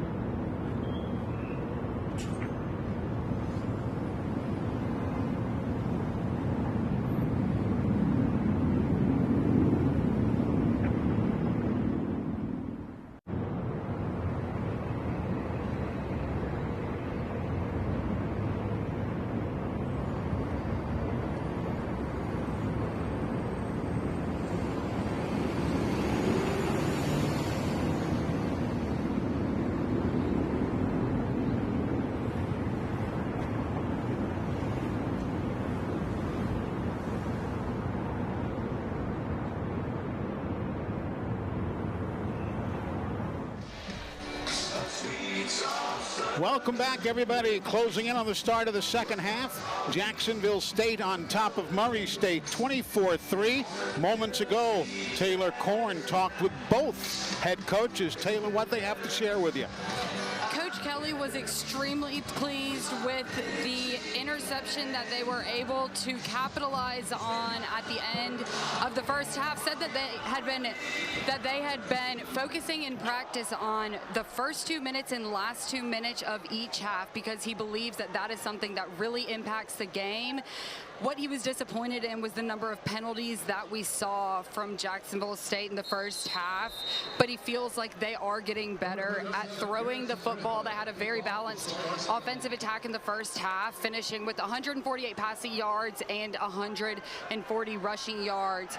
And Coach Wright, when asked what defensive adjustments he wanted to make, his answer was very simple. He said, tackle number 4. And then emphasize getting this game back to a one-score game and going from there. So that's the mindset that we should expect to see from this Murray State team as they take the field in the second half. All right, Taylor, thank you very much. Eli Gold, Mickey Shadricks up here in the booth.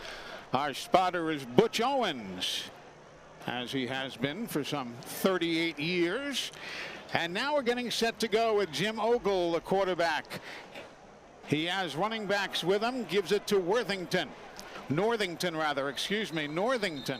And there's a flag down just as the play unfolded. That looks like another face mask.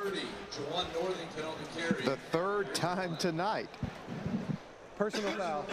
Face mask, number 93. Defense, 15-yard penalty. Automatic first down. Jawan Campbell. Let's watch it here. 93, right? Yeah, right there. Okay, Eli, you've done a little football in your life. Have you ever seen one player get his face mask yanked 3 times in one game? I don't believe so. I don't believe so. That'll be the 5th penalty against the Gamecocks. A loss of 61 yards, exactly what Taylor was talking about moments ago. There's a throw across the middle that was intended for Cam Bullock and nearly intercepted by Caleb Nix. So nothing there for Jim Ogle, the quarterback. Ogle, 8 of 16 passing, 68 yards.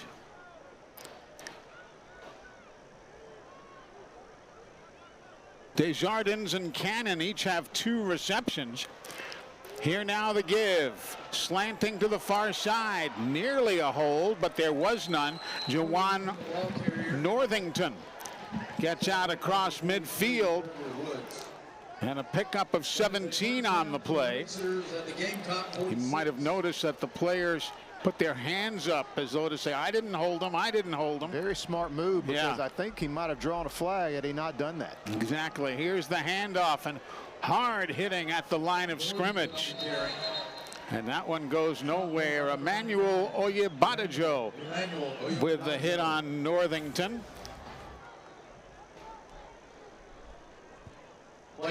There's a look at the wide receiver for Murray State holding those hands up. And Eli, a word about first down. If Murray State has any chance to come back and challenge in this game, they've got to get more productive on first down. And second down. And third down. And there's a throw that's complete to Cannon on the left flat, but it goes nowhere. Traquan Fagans on the defense.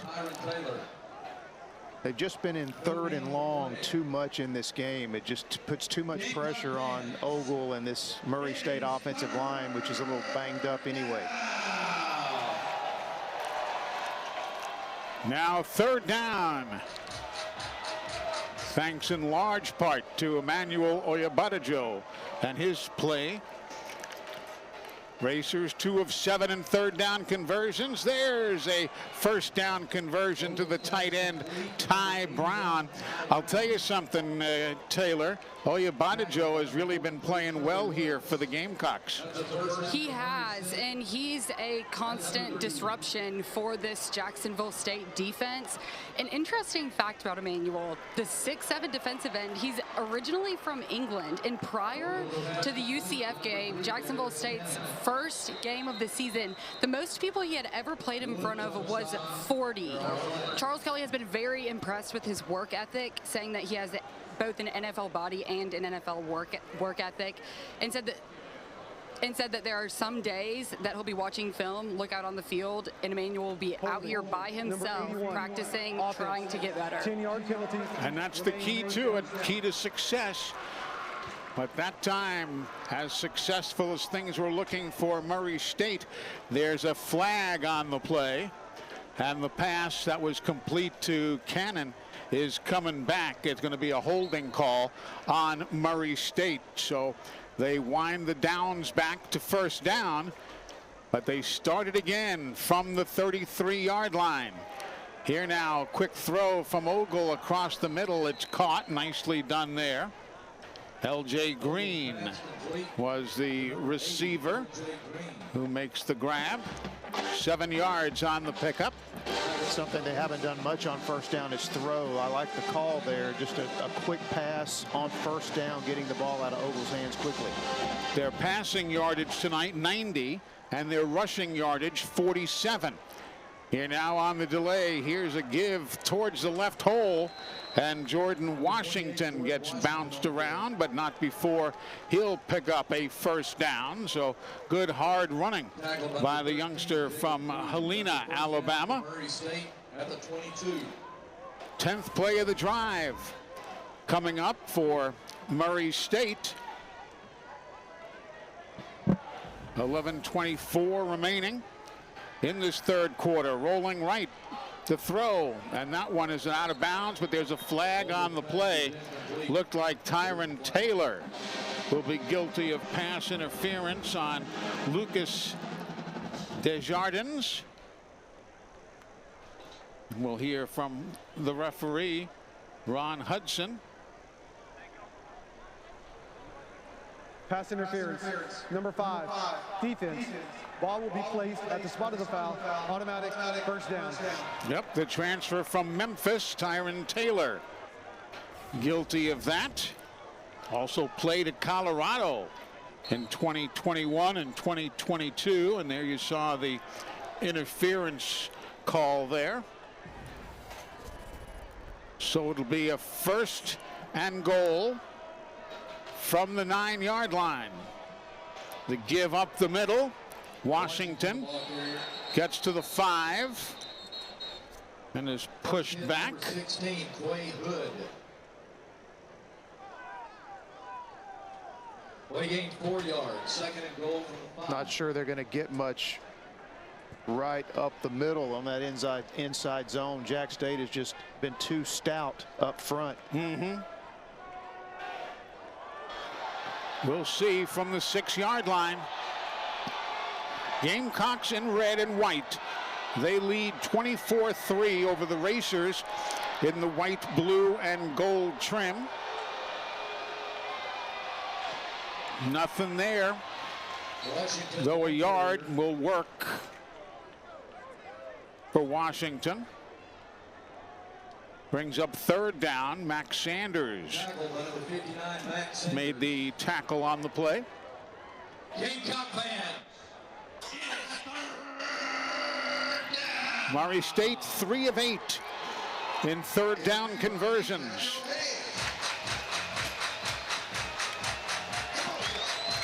Single setback. Northington in the pistol formation, and somebody moves. There was also a timeout being indicated. Let's see what came first. Timeout. Murray State, their first of the half. This will be extended into a full media timeout. So a full media timeout And the first timeout for Murray State here in the second half of play. Jacksonville State's up 24-3 when we come back. The new Randy Owen Center will serve as a cultural hub, offering enriching experiences, fostering connections, and growing collaborations across disciplines. At the center's groundbreaking, Trustee Owen said, "I hope this building inspires young kids to follow their dreams, to not be afraid to do something different, to not be afraid to be different." This center promises countless artistic endeavors that will enrich our community and beyond. Join this community, driven by creation, rooted in inspiration, and connected by the arts.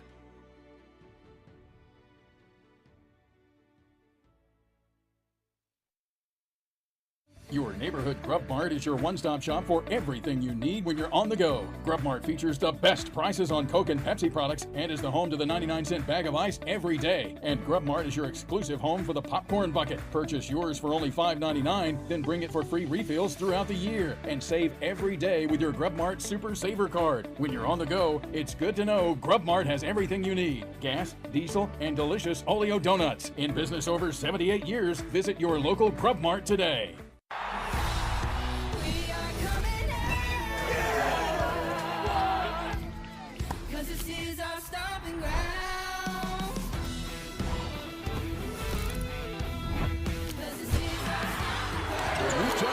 Make it work. Touchdown, Bearcats. Knocks down the three.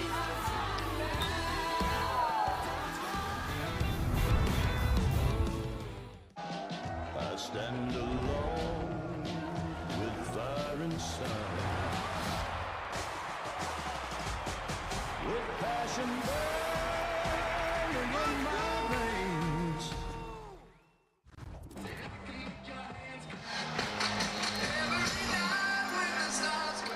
The gentleman in the blue shirt, the head coach, Jody Wright for Murray State. Gamecock fans. And Murray State now with the 12th play of the drive coming up. It'll be third and goal from the 3. Hogle throws. It is intercepted by Jacksonville State. Intercepted by Trevor Woods, the senior from Katy, Texas. The second interception of the night for JSU. And let's take another look at it. This is a great play, great break on the football, and brings this Murray State drive, possibly their best drive of the night, and a great way to come out of the locker room at halftime and get something going to start the third quarter, try to get some momentum back, and then to get all the way down to the goal line and throw an interception. That's a tough one for Murray State. And did you notice Woods was staring straight at the quarterback? The quarterback didn't seem to look things off. Nothing. He was just staring straight at the QB. It looked a lot like Osteen's interception in the first half. Yeah. So the Gamecocks now starting out of their own end. The ball is loose. Runner goes down. And the ball is covered by Murray for a touchdown. Conley Crosno covers a loose, bad handoff. And that is a touchdown for Murray State. Touchdown, Murray State. How about that? Yeah, how about that? You lose all the momentum, throwing the interception at the goal line, and then the Gamecocks just give Murray State a gift here. As you mentioned, can't execute the handoff. The Racers race to the football, recover it in the end zone. They get the touchdown after all. A bad handoff covered by Conley Crosno. And the extra point is up and good. There is a flag. There is a flag on the play. How many times have you seen a touchdown with the drive goes one play for -5 yards, and you get a touchdown out of the deal. That was a very strange sequence to grab the momentum with the interception as Jack State did, and then to give it right back. The try is good. Personal foul, roughing the snapper. Defense, that 15-yard penalty will be enforced on the kickoff. Timeout on the field. Tell you, all of a sudden everybody's getting short with one another, and some weird stuff has happened. We've got timeouts. Gamecocks still up 24-10. I'd like to recognize the ZZ chapter of Alpha Phi Alpha fraternity.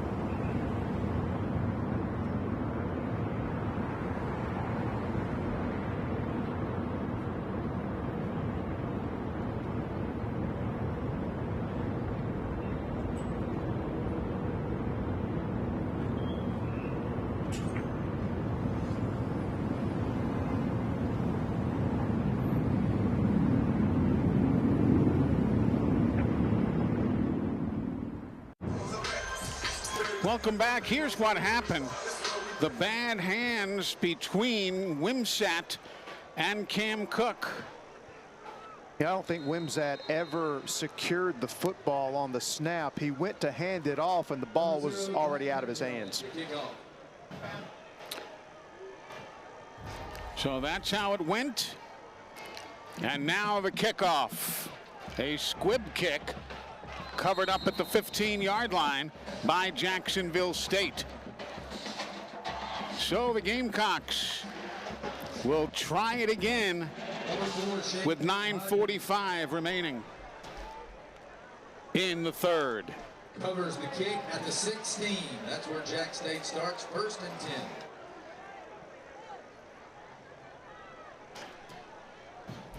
Let's see what the Gamecocks can do here. Gavin Wimsatt.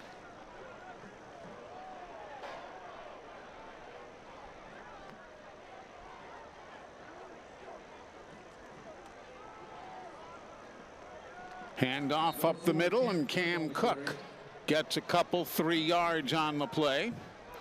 Jaden Walker, the defensive end, makes the stop. He's from the famed Itawamba Community College in Mississippi. Cook remains as the running back. Goes to the right rear of his quarterback. Turns it upfield, spins forward, and is close but short of the yard line to gain. It'll be 3.5 yards. Dylan Rousey and Kobe Roberts combining on the tackle. Jacksonville State 4 of 9 in third down conversions here tonight. Wimsatt Sends the man in motion. That's Coombs. Big hole up the middle. Just tripped up was Cook. And that's going to put him way over 100 yards rushing again here today. That's 24 more yards. He'll be at 130 yards now, Cook will. And Esplin saved a touchdown, even though Pons might have had a shot at Cook, but that maybe a big play nonetheless. Here now, the give to Cook, and Cam has running room inside the 45. Taylor, he's just running right through him now. This one, that is a Jack State first down.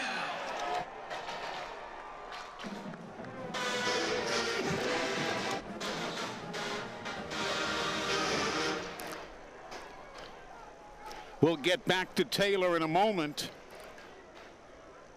44-yard line. Wimsatt has time, throws long, looking for Rechsteiner. The fans want a flag. Rechsteiner wants a flag. But Marion Pons goes unpenalized. It'd be interesting to see if we have a replay here, because it looked like there was a lot of contact down there between Pons and Rechsteiner, but the official was right there. Let's see if we can see.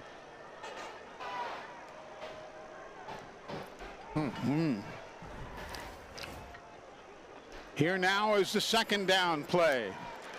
And again, a throw across the middle, caught beautifully by Caleb Coombs, as we now check back in with Taylor Korn. Like y'all mentioned earlier, Cam Cook is coming off back-to-back 100-yard rushing games and currently ranked 5th nationally, averaging 130 yards per game. When Charles Kelly was asked about him prior to tonight's matchup, he said everyone knows what this guy does when he's got the ball in his hands, but watch him when he doesn't have the ball in his hands. How he plays, that's a testament to who he is, and that's why his teammates respect him. Running wide open, Gavin Wimsatt down the right sideline. And with those high steps, he gets out of bounds at the 9-yard line. And just something the defense can't account for. No. You got everything covered, everything taken care of, and then number 2 decides to just take off and gallop his way down for a 1st and goal. Then he goes for 18 yards down to the 9-yard line. Here now, the man in motion on the shovel pass comes across, flags on the play. Caleb Coombs in for the touchdown. But let's wait and see whether DeAndre Johnson gets called for a cut block. Coach Charles Kelly comes out and he's yelling at referee Ron Hudson. There's Coach Kelly. And he was saying that was not that, and Coach Kelly's upset at his guys trying to keep him back. A lot of emotion. Number 11, offense. 10-yard penalty from the spot of the foul. Remains first down. As we said, DeAndre Johnson taking away the touchdown from Coombs. Wow. It was definitely a takedown. Now, did he hold him on the way to the ground? I'm not sure. It almost looked like just a good, clean, physical block.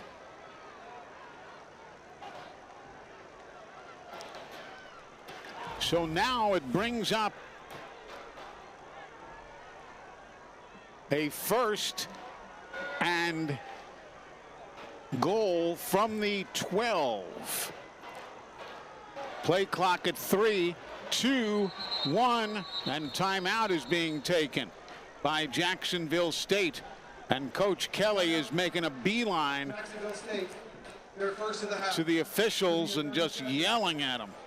Yeah, he's still pleading his case about the previous play. He obviously was very unhappy with the call. I think he was happy with his wide receiver DeAndre Johnson and how physical he blocked. We've called Johnson's name and number earlier with some really good blocking on the perimeter. And I think Coach Kelly feels like he's still going at it. That one wrong. Look at he still hasn't quieted down. He is. Yeah, they're still talking about it. You can tell by the motion of the official. They're showing the motion of how Johnson supposedly held him down. Yeah. Watch it again. What do you think? It's those two guys near the top of the right here. Boom. You know, they always tell the wide receivers, keep your hands in and you won't get the call. And Johnson's hands stayed tight, so that's a tough call against Jack State. It really is. So here again is a 1st and goal from 12 yards away. Handoff, Cook, touchdown, flag on the play. There's a flag on the play. Let's wait and see what happens. Bubba Grayson and Cameron Daniels and a few others. For number 94, participating after his helmet came off. Result of the play, touchdown. And there is a touchdown. Well, if nothing else, that'll calm Coach Kelly down. This takes care of it right here. Give the ball to number 4 and let's kind of end this sequence. Yeah. takes care of it with another touchdown for Cam Cook. So Cam Cook with the touchdown run.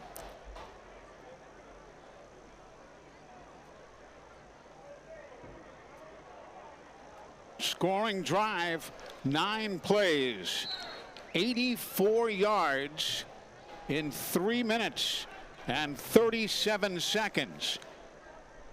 And now the extra point. Up and good by Garrison Ripa. So JSU reassumes their big lead. They're up 31-10 over Murray State here at Amherst Stadium in Jacksonville, Alabama. What if the spark you've been chasing found the right place to catch fire? At Jacksonville State University, curiosity becomes action. Ideas get tested, shaped, and launched. Every challenge is a proving ground, and every day, another chance to rise. For dreamers, doers, difference makers, and those who want more than just a degree, where learning, competing, and winning is a Jack's state of mind. CUSA Insider is the official podcast of Conference USA. Whether you're a diehard alum, a devoted CUSA fan, or a casual sports enthusiast, this podcast is designed with you in mind. We bring you exclusive interviews with athletes, coaches, and insiders, shedding light on the stories and happenings from around the league. Subscribe to CUSA Insider on Apple, Spotify, or Amazon Music, or watch the show on YouTube.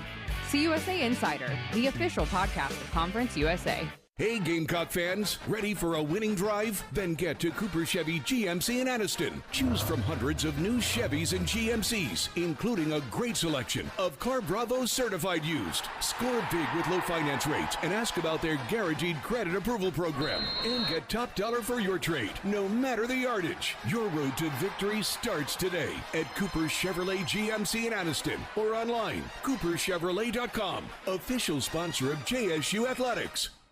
Whether it's family for dinner or game time, it's time for Johnson's Giant Foods Deli. All you have to do is drop by Johnson's Giant Foods and grab whatever you want hot and ready to go. Chicken salad and chicken fingers to die for. Savory ribs, salad, dessert, you name it. It's waiting for you and your family or friends. Johnson's Giant Foods with 5 locations in Gadsden, Atala, Jacksonville, and Coldwater. Hey folks, get all of ESPN college football all in one place with the all-new ESPN app. You can unlock it with the ESPN Unlimited plan or log in with your TV provider.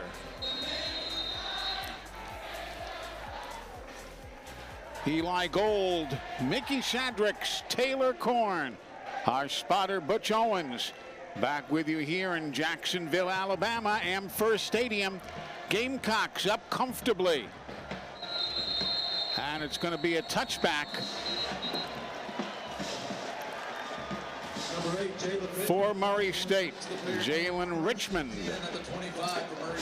And Murray now trying to go to work, trailing big time. Been a strange game. We've seen a lot of unusual stuff happen. Different penalties, scores going away. But when all is said and done, it's 31-10. And the offense is 377 for Jack State, 154 for Murray. And there's a catch on his knee made across the way by Brooks Klein-Peter. He is the tight end who's making his first reception of the year. He had a TD against East Tennessee earlier in the season on opening day. Time out on the field. Prepare the chains. And he fell on the chains and apparently broke the chains across the way. So the chain gang is right there as you see it, working to reattach the links.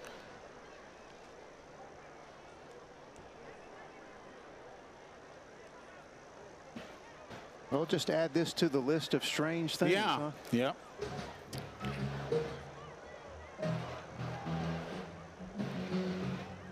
And here they bring in the replacement.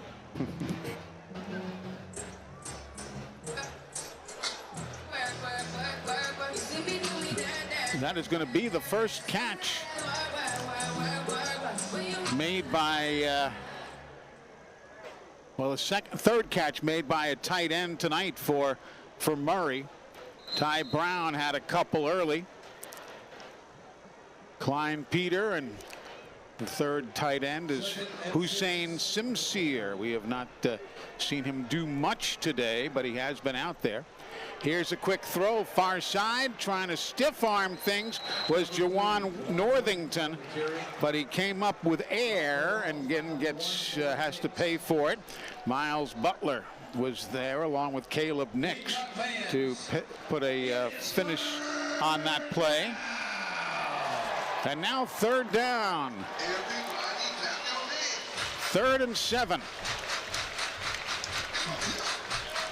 The Racers are 3 of 9 in third down conversion. 30%-ish will not do you well tonight. Here's a straight drop. Ogle looks, rolls right, flags are down, and the throw is incomplete at the 33-yard line as he was looking for Darius Cannon, but again there is a flag on the play. Holding, number 73, offense. Penalty is declined. Result of the play, 4th down. And Jahir Foucault will be guilty of that hold. And that's going to bring out the punting unit. Tom O'Hara. He wears the same number as the quarterback, Jim Ogle. But obviously Ogle is not on the field at the same time O'Hara is, so that is legal. Number 4, Tom O'Hara in the and there's a flag on the play. Have we seen any plays tonight without a flag? There's been a lot of laundry on the turf a lot of laundry tonight, for sure. Not all 11 players were set prior to the snap. 5-yard penalty, 4th down. Number 12, Caden Creel stands deep for the Gamecocks. That'll be the 6th penalty on Murray. The Gamecocks have 8 penalties for 99 yards. Creel is deep. Runs, fields it off the shoulder, comes back up the near side and absorbs a couple of hits. And he's run out of bounds at the 27-yard line.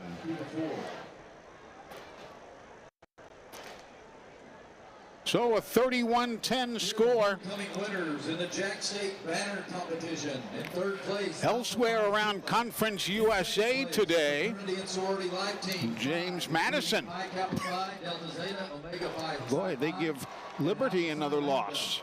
And your winner for the Jack State Arkansas State Fraternity and Sorority Line Team 3, Phi Kappa Alpha, Phi Mu. on the positive side. There you see other games around Conference USA. Texas, as expected, all over Sam Houston. La Tech beats Southern Miss, and that's where the Gamecocks will go for their next game.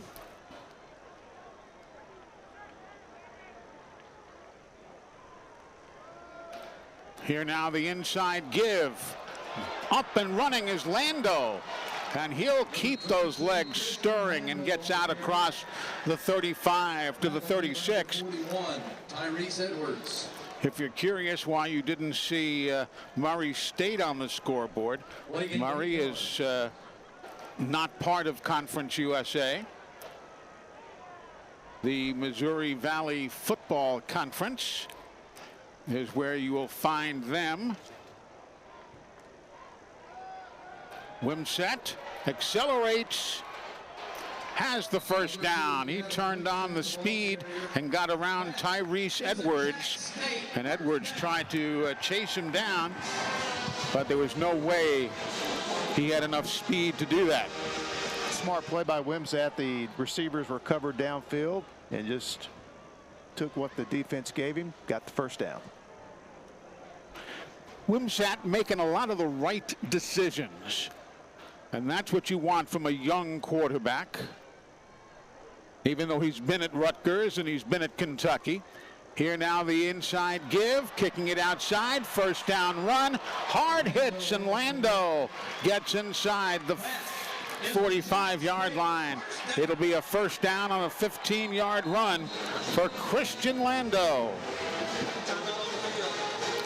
He didn't play last year. And he and Cook have been quite a 1-2 punch tonight. If you recall, Lando came in the first quarter when the Jack State offense was kind of in a funk and really gave his team a lift with some good hard running, just like you saw on that play. The injured player is Tamaris Green. Tamaris Green, the freshman from Enterprise, Alabama, one of the nickelbacks, and he gets up with that classic look of a shoulder injury as the trainers will take good close look at him. Tamaris Green had 119 tackles in high school, 5 sacks. This year, though, just a couple of tackles. And we'll see what the training staff can come up with under the hood of that tent. Hopefully he'll be okay. Lando, the running back, gets the handoff. Nice sealing on the edge by Lance Johnson. And look at the legs just carry the pile inside the 30 for another Gamecock first down. Much to the delight of the big crowd on hand tonight for homecoming. Here you see it looked like the forward progress was halted, but the big linemen kind of get in on the act, and I guess a little tush push version there. That was a 30-yard tush push. Now with Petway and Barrett going wide to the far side. Rex Steiner joins them as well. Cam Bell, the tight end, goes to the right of the formation. Wimsatt looks, throws underneath. It is caught and run out of bounds. Good job adjusting to Petway as he came underneath, and that was a good throw on the part of Gavin Wimsatt. 12 yards. Yeah, and he hung in there till the last minute, too. Pressure was coming right up in his face, and he just hung in there long enough, gave the receiver time to make his move, and delivered a perfect ball. Inside the 20 at the 18 with 2:15 remaining in the third. Bell, the tight end, again in motion. Up the middle and around the end, Christian Lando. Conley Crosno makes the stop. Play game 3 yards. Inside of 2 minutes remaining. in the third.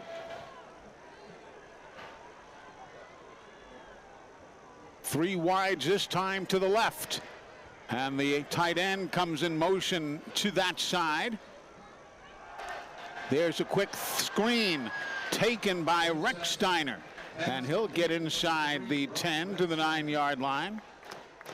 His brother, Brandon, plays basketball for Virginia Tech, Brock Recksteiner. Of course, he is the son of the Hall of Fame wrestler, Scott Steiner. And there's the carry on the interior by Lando. And the Gamecocks will record the first down. Time winding down, inside a minute remaining in the third. Gamecocks lead 31-10. Petway is in the backfield along with Lando. Here now the give. Lando stutter step move, gets to the 5, so he'll pick up 2.5 to 3 yards on the play. That was Krosno.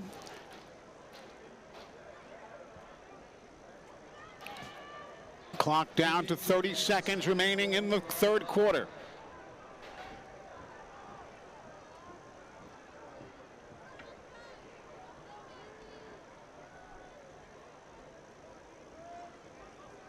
Petway in motion.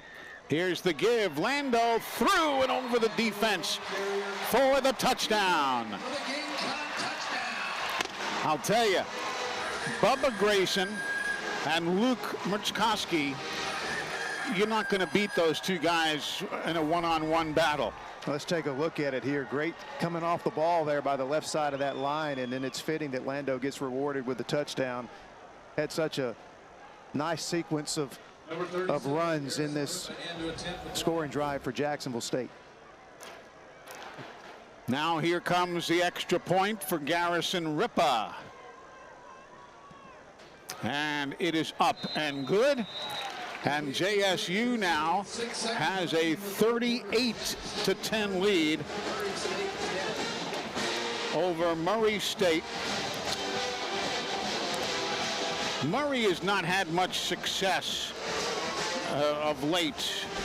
They have lost their last 18 road games, Mickey. Yeah, you know, and again, we talked about it. It's not a reflection at all on head coach Jody Wright.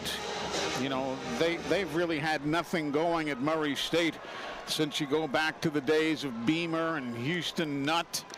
Now they've got a new president who's a big supporter of Murray State athletics. They're drawing well despite their record. You know what I think made the big deal? When the baseball team made it to Omaha, that kind of reignited the fan base for Murray State. And you know, and we've talked about Jody Wright before. They had no towels, they had no footballs, they had no nothing. Showers didn't work. They had a long way to go, and they're making headway. Richmond takes a fair catch call at the 1-yard line. So it is a 38-10 lead. That was a 10-play drive for the Gamecocks. 72 yards in 4 minutes and 4 minutes and 27 seconds. And as we get near the end of the third with 6 seconds remaining, here come the Racers to the line of scrimmage. The snap, Ogle throws it to the left side, catch is made and spun out of bounds.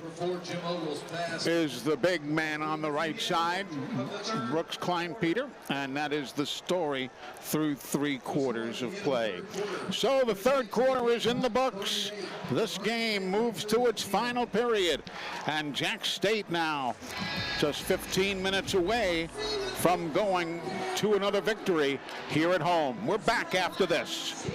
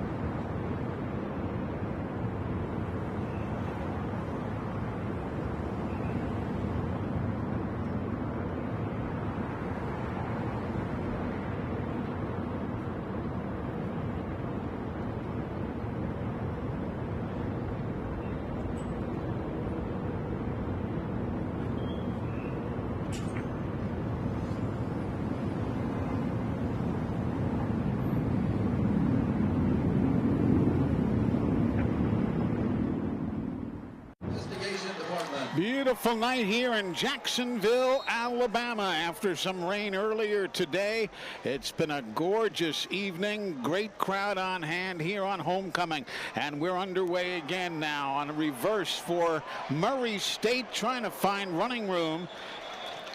And a flag is down. Trace Corum on the carry. There is a flag. Trace Corum on the carry, but there is a flag.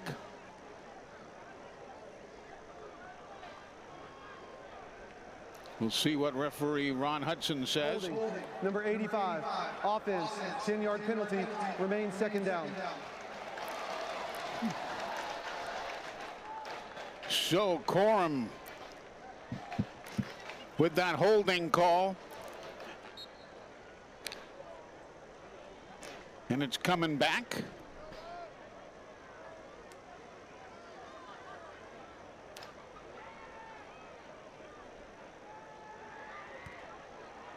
Ogle sends his men in motion.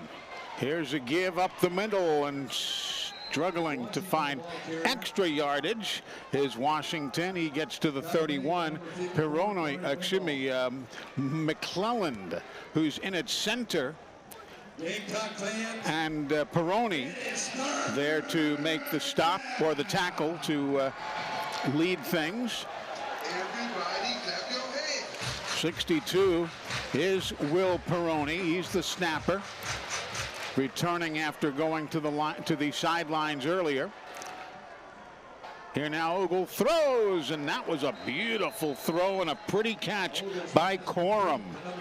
That was a beauty right there. Had some mustard on it too. Yeah, and the coverage was really, really tight as well. Ogle threaded the needle, and the receiver did a good job maintaining his concentration, looking the ball in. Now from the 40, looking towards Corum, nearly another interception. That was Travis Franklin Jr. who dove in front of that pass and nearly pulled down the third interception of the night for the Gamecocks. He was at safety, and he read that play perfectly, made a great break on the pass, and as you said, almost came up with a big interception. Would have been a pick six too, probably. So now second down and 10. Motion to the far side, quick screen out there, and fighting his way is Washington. Nice little block by Hussein Simseer on the perimeter. Gave him 6 yards on the play. It'll be third down and 4, maybe even 5. It's right there on the perimeter. At 30%. The Racers, 3 of 10 in third downs in their third down conversions. Kevin Emmanuel in motion. Here now the little flip to him coming to the near side. Washington gets strung out and get put down. And Washington tackle made by number 11. Unable to get away totally.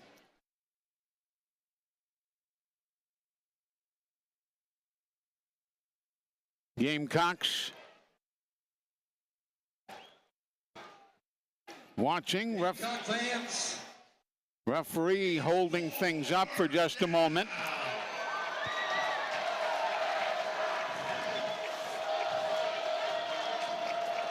And fourth down and a yard. Quarterback rolls left. Ogle gets out of bounds, and he should have the first down, but I'm not sure. The official on the sideline, where you see that foot, seems to be a little bit short of the yard line to gain. See the referee trying to clear the bodies away, and it wouldn't surprise me if they have to measure here. I thought he made it. Ruling on the field is a ball carrier short of the line to gain. And it's going to be called short. Let's take another look to Ogle. Has a good look at where he needs to. Well, yeah, he's got the marker over there, so he whether he saw it or not, obviously I have no idea, but Had an opportunity to see where he needed to step and looked like he thought he had it, but yeah, according to the official, he did not get it. Yeah, and the official was right there, ran over as soon as the play was whistled dead.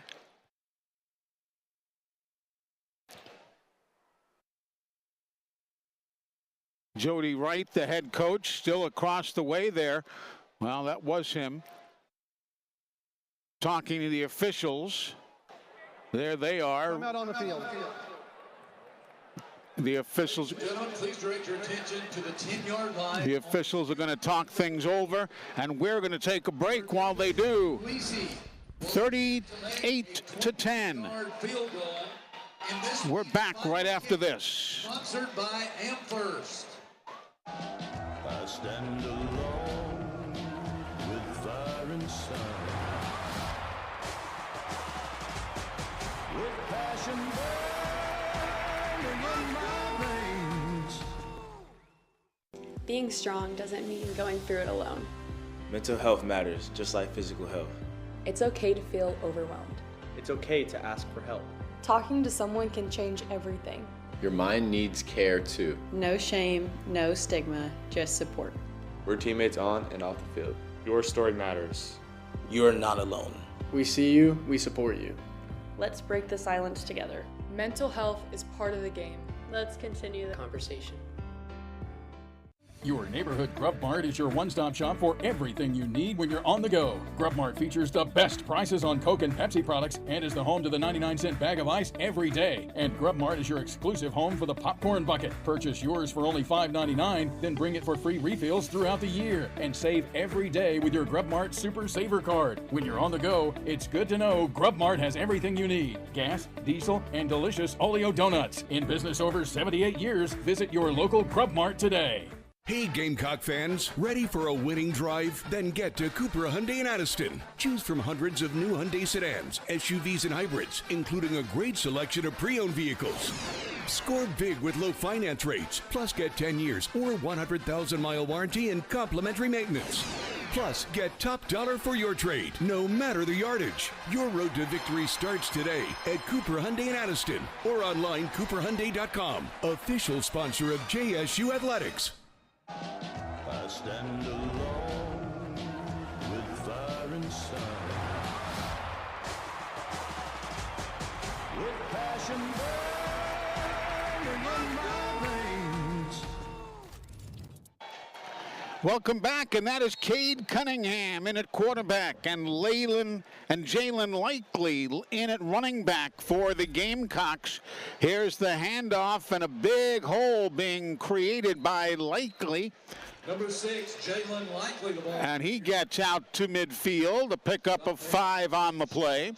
The quarterback, Cade Cunningham. He is a senior from Wake Forest, North Carolina.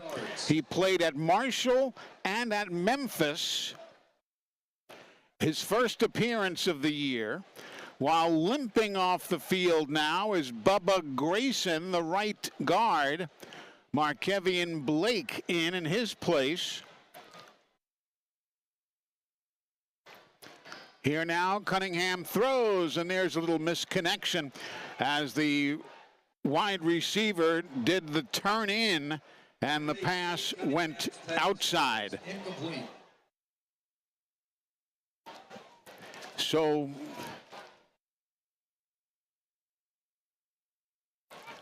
Gamecocks will try it again. Yaffe was the intended receiver there. Here now the inside give, and very little there for Likely. Likely on the carry. Leaves the game for one play for a helmet off. Stop made by number 94, Rick. 94 for Murray State leaves the game. His helmet came off. Number 87, Connor Donaghy in the punt. And now Connor Donaghy is in to punch for Jacksonville State with 11 minutes to go. He booms that one away. And it's caught by Jalen Richmond, and he will call fair catch inside the 10 at the 8-yard line. So the coach going a little deeper on the depth chart here in this one, and that's part of what you like to see, not only on home, you'd like to see that anytime, but particularly on homecoming. We're coming right back. Don't go away.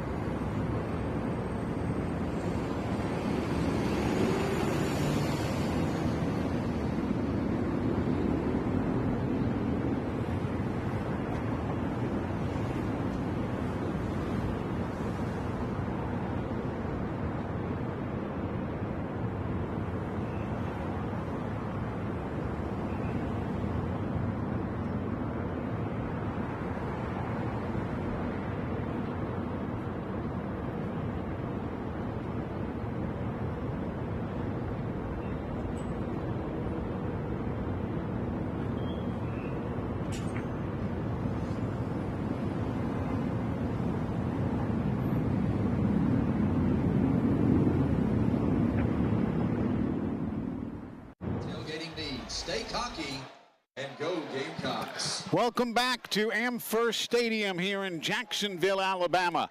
Eli Gold, Mickey Shadricks, Taylor Korn, and our spotter Butch Owens. And Baxter Wright is in at quarterback now for Murray State, as they have given Mr. Ogle the rest of the night off. And there is Baxter Wright scrambling to the right side.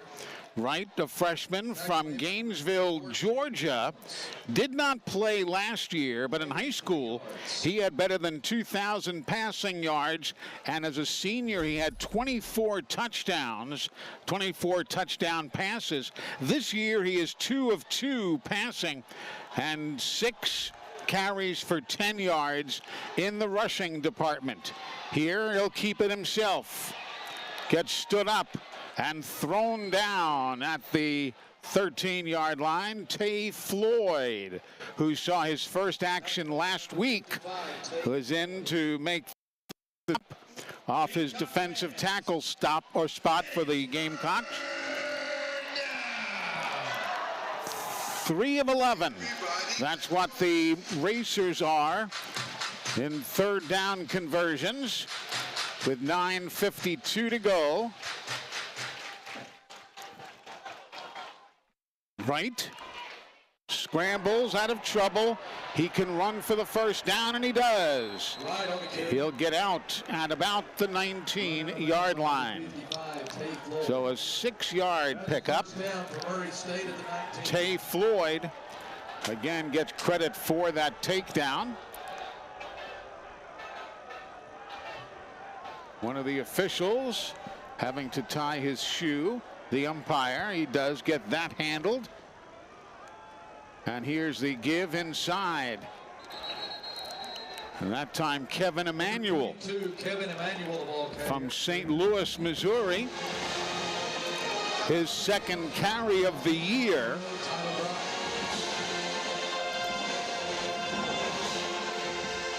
He had a high school rushing record of 2,291 yards and 32 touchdowns as a senior. That's in the St. Louis area. Now Quay Hood is in. screen. Incomplete. Looking for Sawyer Dearman. Dearman from Northport, Alabama. He went to Alabama, then San Jose State before transferring to Murray State. He was with the Tide in 23 but did not play. And a 3rd down and 4.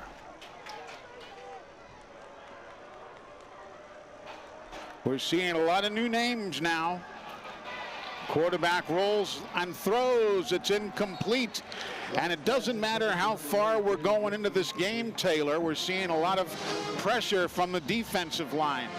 Absolutely, and something that Coach Kelly mentioned when we were able to talk to him earlier this week was the fact that what doesn't get talked about enough when watching this defensive line play is the guys who help them prepare. He said that the walk-ons and the scout team offensive line go every single snap on the scout team without a break. He said that they have 5 offensive linemen that play on their scout team and take every rep against the first and second team defense, saying that to me, those guys are heroes. Indeed they are, as they punt. Fair catch, says Creel, and he'll make the grab at the 32-yard line.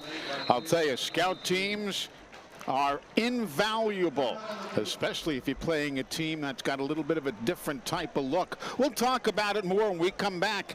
Gamecocks up big in Jacksonville.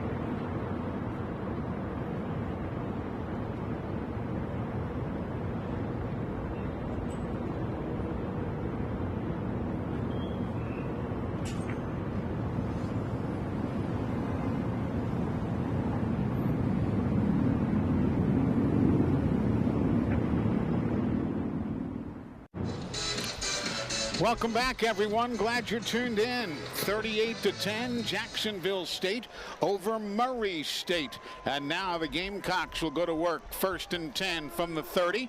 Here's an inside give, and out across the 35 is Jalen Lakely, the young man from Bruton, Alabama, who carries the football out to the 39. So a big pickup of about 5 yards. Conley Crossnow, the weak side linebacker, there to make the stop. Quickly back to the line of scrimmage, and there's the snap. Rolling right. Cunningham throws, and it's deflected away, incomplete. Number 8, Kate Cunningham's pass intended. Cunningham was looking for an open man, but couldn't quite do it. Bryson Roulier was the intended receiver. Going quite deep in the depth chart now, and that's good to see. It is. A lot of young players on both sides getting in the game. Nothing like real game reps under the lights. Exactly. Plus the fact they work so hard during practice when it's sweltering out and you're, sweating from places you didn't even know that you had. Here's a chance for you to go ahead and play. Jalen Likely was stymied there, and the Gamecocks will have to punt this one away. Averaging 42 yards a punt tonight. 53 yards was the long punt by Donahue.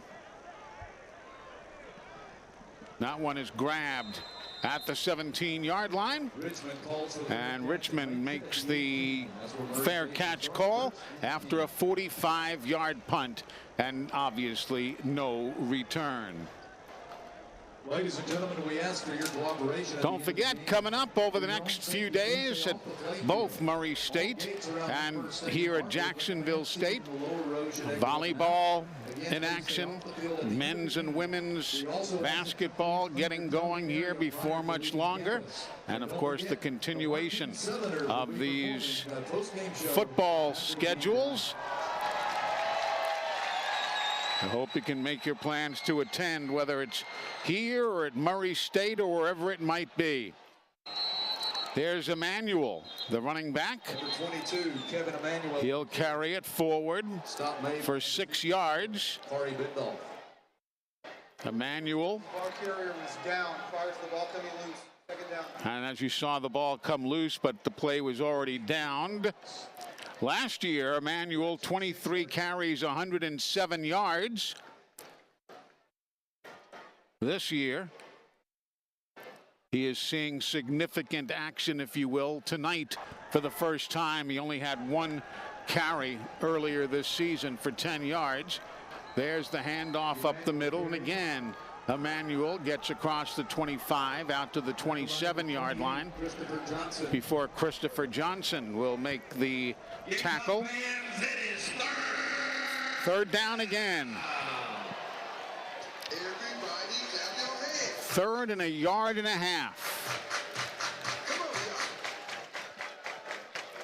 There's the the snap into the shotgun. Quick throw near side. And it's going to be good for a first down. Trace Corum. You know the thing I just never can understand? Well, I guess I can, but it's the strength of your team and what have you. You got a yard to go, and you're working out of the shotgun. Yeah. All of a sudden, you got 5 or 6 yards to go. Yeah, teams that are dedicated to that formation, it's hard to get them out of it. Yeah. But at the same time, there's all that extra yardage you have to pick up. Flags are down. Referee. Start. Number 85, offense, 5-yard penalty, first down. Brooks Klein Peter.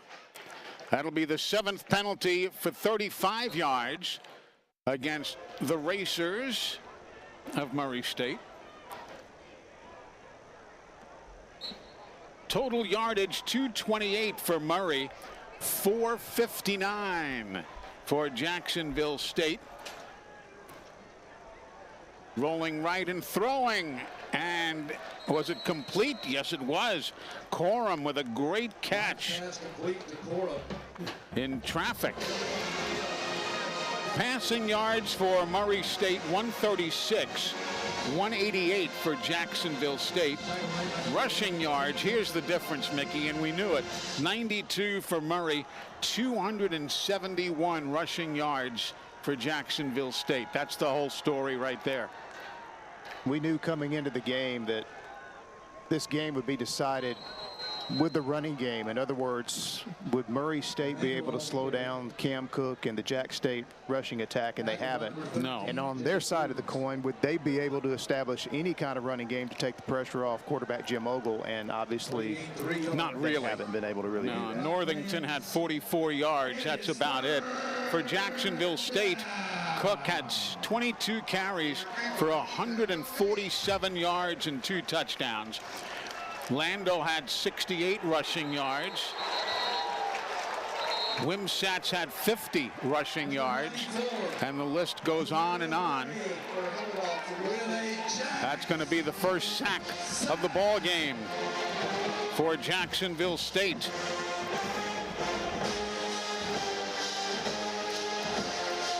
haven't allowed one yet. They've allowed only 3 sacks.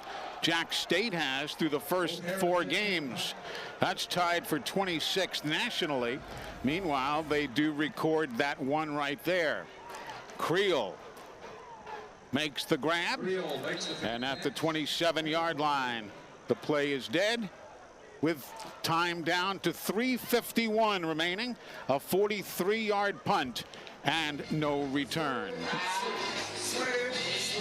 You know, Eli, I expect that stat to stay that way for most of the season for Jack State. Not only is Rick Trickett's bunch up front doing a good job protecting Gavin Wimsatt, but he's able to get himself out of a lot of trouble, which avoids a lot of sacks as well with the way he's able to run the ball. He really does. And, of course, if they get to him, he's a big fellow at 6'3", 227 when he's in, Wimsatt. So he's able to stay upright. Here now, Creel, the quarterback. He'll keep it, go left. Creel to the 40, down the left sideline, and he's out of bounds at the 45-yard line. 16 yards on the scamper. Creel, as a high school senior, 1,822 passing yards, 1,186 rushing yards, and 23 touchdowns. Great dual threat quarterback. Farmington is in at running back now for Jacksonville State. The keeper, though, goes up the middle by Creel. Stop made by number 26, Rhett Hemphill. Oh, Rhett Hemphill, the freshman from Jefferson, Georgia, makes the stop.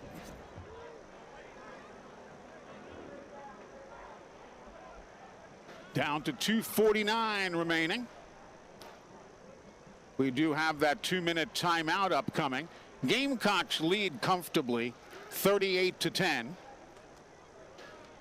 Again, the quarterback keeper, Creel up the middle. He is wrestled to the ground at the 25-yard line. Showing good speed, the youngster from Fairhope. 29 yards on the pickup. Yeah, he hit it hard right up the middle. Showed some speed, as we'll get another look at it, the fake, and then right up over behind the center. Nice blocking up front as well. Now the quick throw to the left side on the screen. Catch is made by Lando, I believe. So that was Pritchford. And now the 2-minute timeout. The 2-minute timeout. 30-10. Gamecocks waiting to advance their schedule and make it a 2-2 season. We're back after this. Please consider making a donation today to the Jack State Athletic Foundation.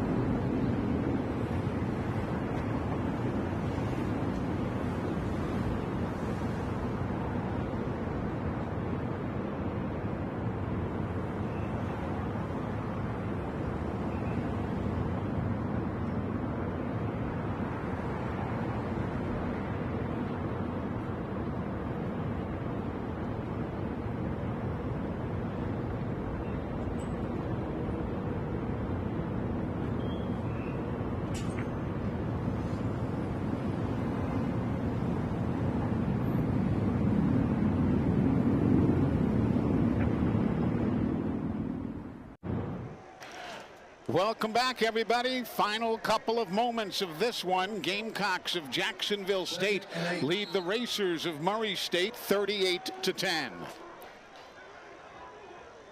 Here now, Caden Creel. Thrown down to the turf. Gets back to the line of scrimmage. Keon Abdul-Rahim, who is one of the big players for the Racers. He's still in there, and he made the tackle.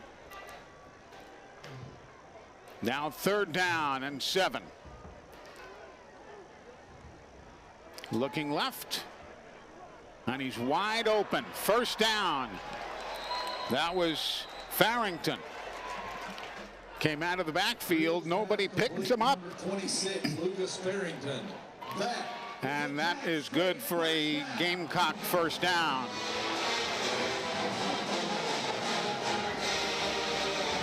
The Gamecocks have entered the Chick-fil-A of Jacksonville red zone. Now the quarterback takes his time, looks for an opening, slides and takes it in for a 13-yard touchdown. 13-yard touchdown for Caden Creel. It's going to be his first touchdown with the Jacksonville State Gamecocks.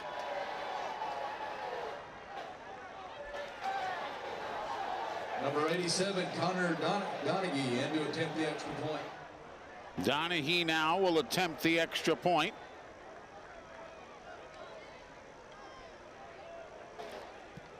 And the kick is up. And the kick is good. So it'll be 7 plays on that scoring drive. 72 yards in 2 minutes and 36 seconds. And Jacksonville State now on top, 45-10. And obviously will be a happy homecoming. Yes, it will. But I'll tell you what, and I got to give credit to the Murray State coaching staff.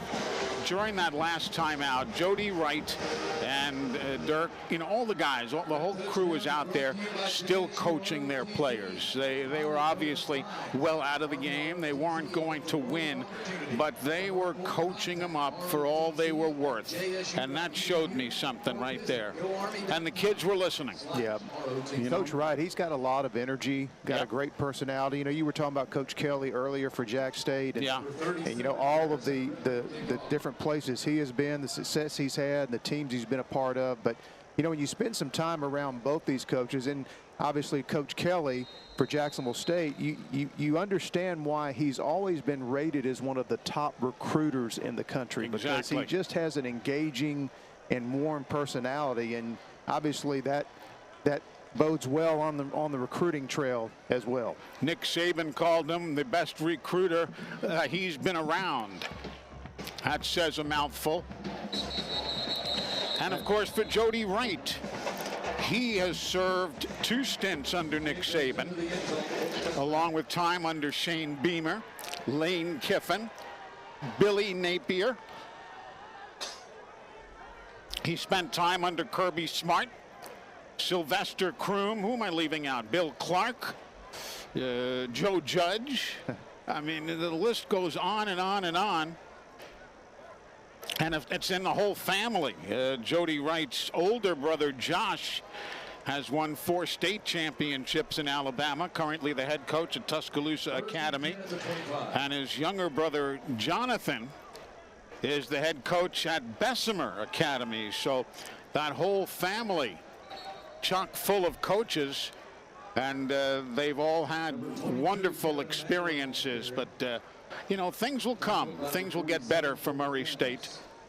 I don't think there's any question about it, because Jody Wright is a great, and I love listening to him. He's a great personality. Yeah, it was fun to be a part of, some conversations with him this week and getting ready for the game. And again, both coaches in this game, Eli, you know how it is in this business. A lot of coaches, sometimes it's hard to get a few words out of them, and sure. but not these two. They're very engaging and very forthcoming, and it was fun to work with them this week, getting prepared for this game. Murray State with the loss today, will drop to 0-4.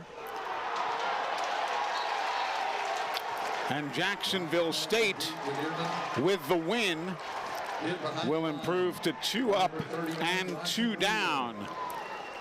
And you see the clock down to the final few seconds. And this one is in the books, 45-10. Final score, Jacksonville State winning it here at home on homecoming. And do stick around. We'll hear from Coach in just a moment, the head coach of Jacksonville State's Gamecocks, Charles Kelly. But I think they handled it well. They played as they got a lot of things done tonight, the Gamecocks did. Not a clean game in many regards, but there were too many penalties, I'm sure, and so on. What was it, 99 yards in penalties for the Gamecocks, but happy folks here on homecoming weekend. Yeah, they did take care of business. Covered kicks much better, which was something that the Jack State coaching staff wanted to see improvement on immediately. They saw that tonight, and homecoming comes with its fair share of distractions, but I think the team, Coach Kelly, felt like the team handled it very well this week. They circled the wagons and stayed focused, and came out here tonight, took care of business, and they're on the road for the next 5 games, so this was important to take care of business here tonight. They are. Coach Kelly will be with us in just a few moments. The final numbers, Wimsatt today was 17 of 31 passing, 188 yards and a touchdown, no interceptions. Creel was 2 of 2 for 14 yards. Cunningham was 0 for 1. In rushing yards, Cam Cook, 22 carries, 147 yards. That was an outstanding performance, 2 touchdowns. Lando had 11 carries for 68.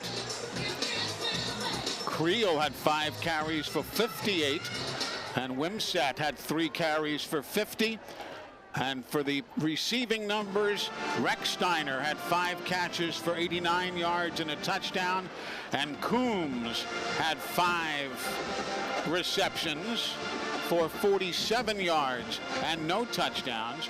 For Murray State, Ogle was 17 of 27 in his return to his home city. 130 yards, no touchdowns. Their leading ground gainer was Northington. He was with 12 carries for 44 yards. And their leading pass receiver in numbers was Cannon. He had 4 of them. Yardage-wise, Coram with 26 yards. So that's how things stood out today on an individual basis. Yeah, and obviously, too, no serious injuries that we know of, and that is always something you want to look for in a game like this. It looks like both teams, especially Jacksonville State, with the road games they've got coming up, appear to have come out of this game healthy. Yep. The team numbers, Jacksonville State, 531 total yards tonight. 531 to 233 for Murray State. The Gamecocks, 102 yards passing, 329 on the ground, while for Murray State, they had 141 passing yards and 92 on the ground. Penalties, 8 for each team, though the Gamecocks, they lost 99 yards in total right there. Third down conversions, Jacksonville State 50%, 7 of 14, while Murray State was 5 of 16. Now, Coach Charles Kelly, he's made his way over to the locker room area, and that's where he is running to Taylor Core. And Taylor? Coach, congratulations on a big win. Your offensive line didn't give up a sack tonight. Can you talk about their performance? Yeah, one of the things we talked about, we had to improve in pass efficiency. And I think it all starts with the offensive line. We give the guys protection, quarterbacks can execute, and we do a better job because we're going to have to be able to throw the football throughout the rest of the year. And Cam Cook is coming off his 3rd straight 100-yard rushing game. Talk about what he brings to your offense. Well, Cam's just a warrior. I mean, what's crazy about it is when you watch Cam without the ball, not just when he has the ball, how he plays when he doesn't have it. And he's an inspiration to his teammates, but I'll take him with any back in the country. It's Jacksonville State's 7th straight win in Amherst Stadium. Talk about this crowd, talk about this environment and the home field advantage they give you. Listen, our fans are incredible. Our students are incredible. Our band's incredible. We got Riley Green playing in the background. I mean, it's great. So I'm just happy to be home. Our players love playing here. Congratulations, Coach. I appreciate the time. Thank you. Back to you, Eli. All right, thank you very much, Coach and Taylor. And we thank Mickey Shadricks for spending time out here with us this evening. We, of course, have a number of other telecasts coming up this season, and we will see you then. Mickey, thanks a lot, man. Thank you, Eli. Enjoyed it. Again, the final score here this evening, impressive, 45-10, the final score. We hope you've enjoyed our coverage. For Taylor Korn, for Mickey Shadricks, for our spotter Butch Owens, I'm Eli Gold, reminding you that tonight we have been with you live from Jacksonville, Alabama. The Gamecocks winning at 45-10. All games airing on the ESPN networks are streaming live and are archived on the ESPN app. This has been a presentation of ESPN.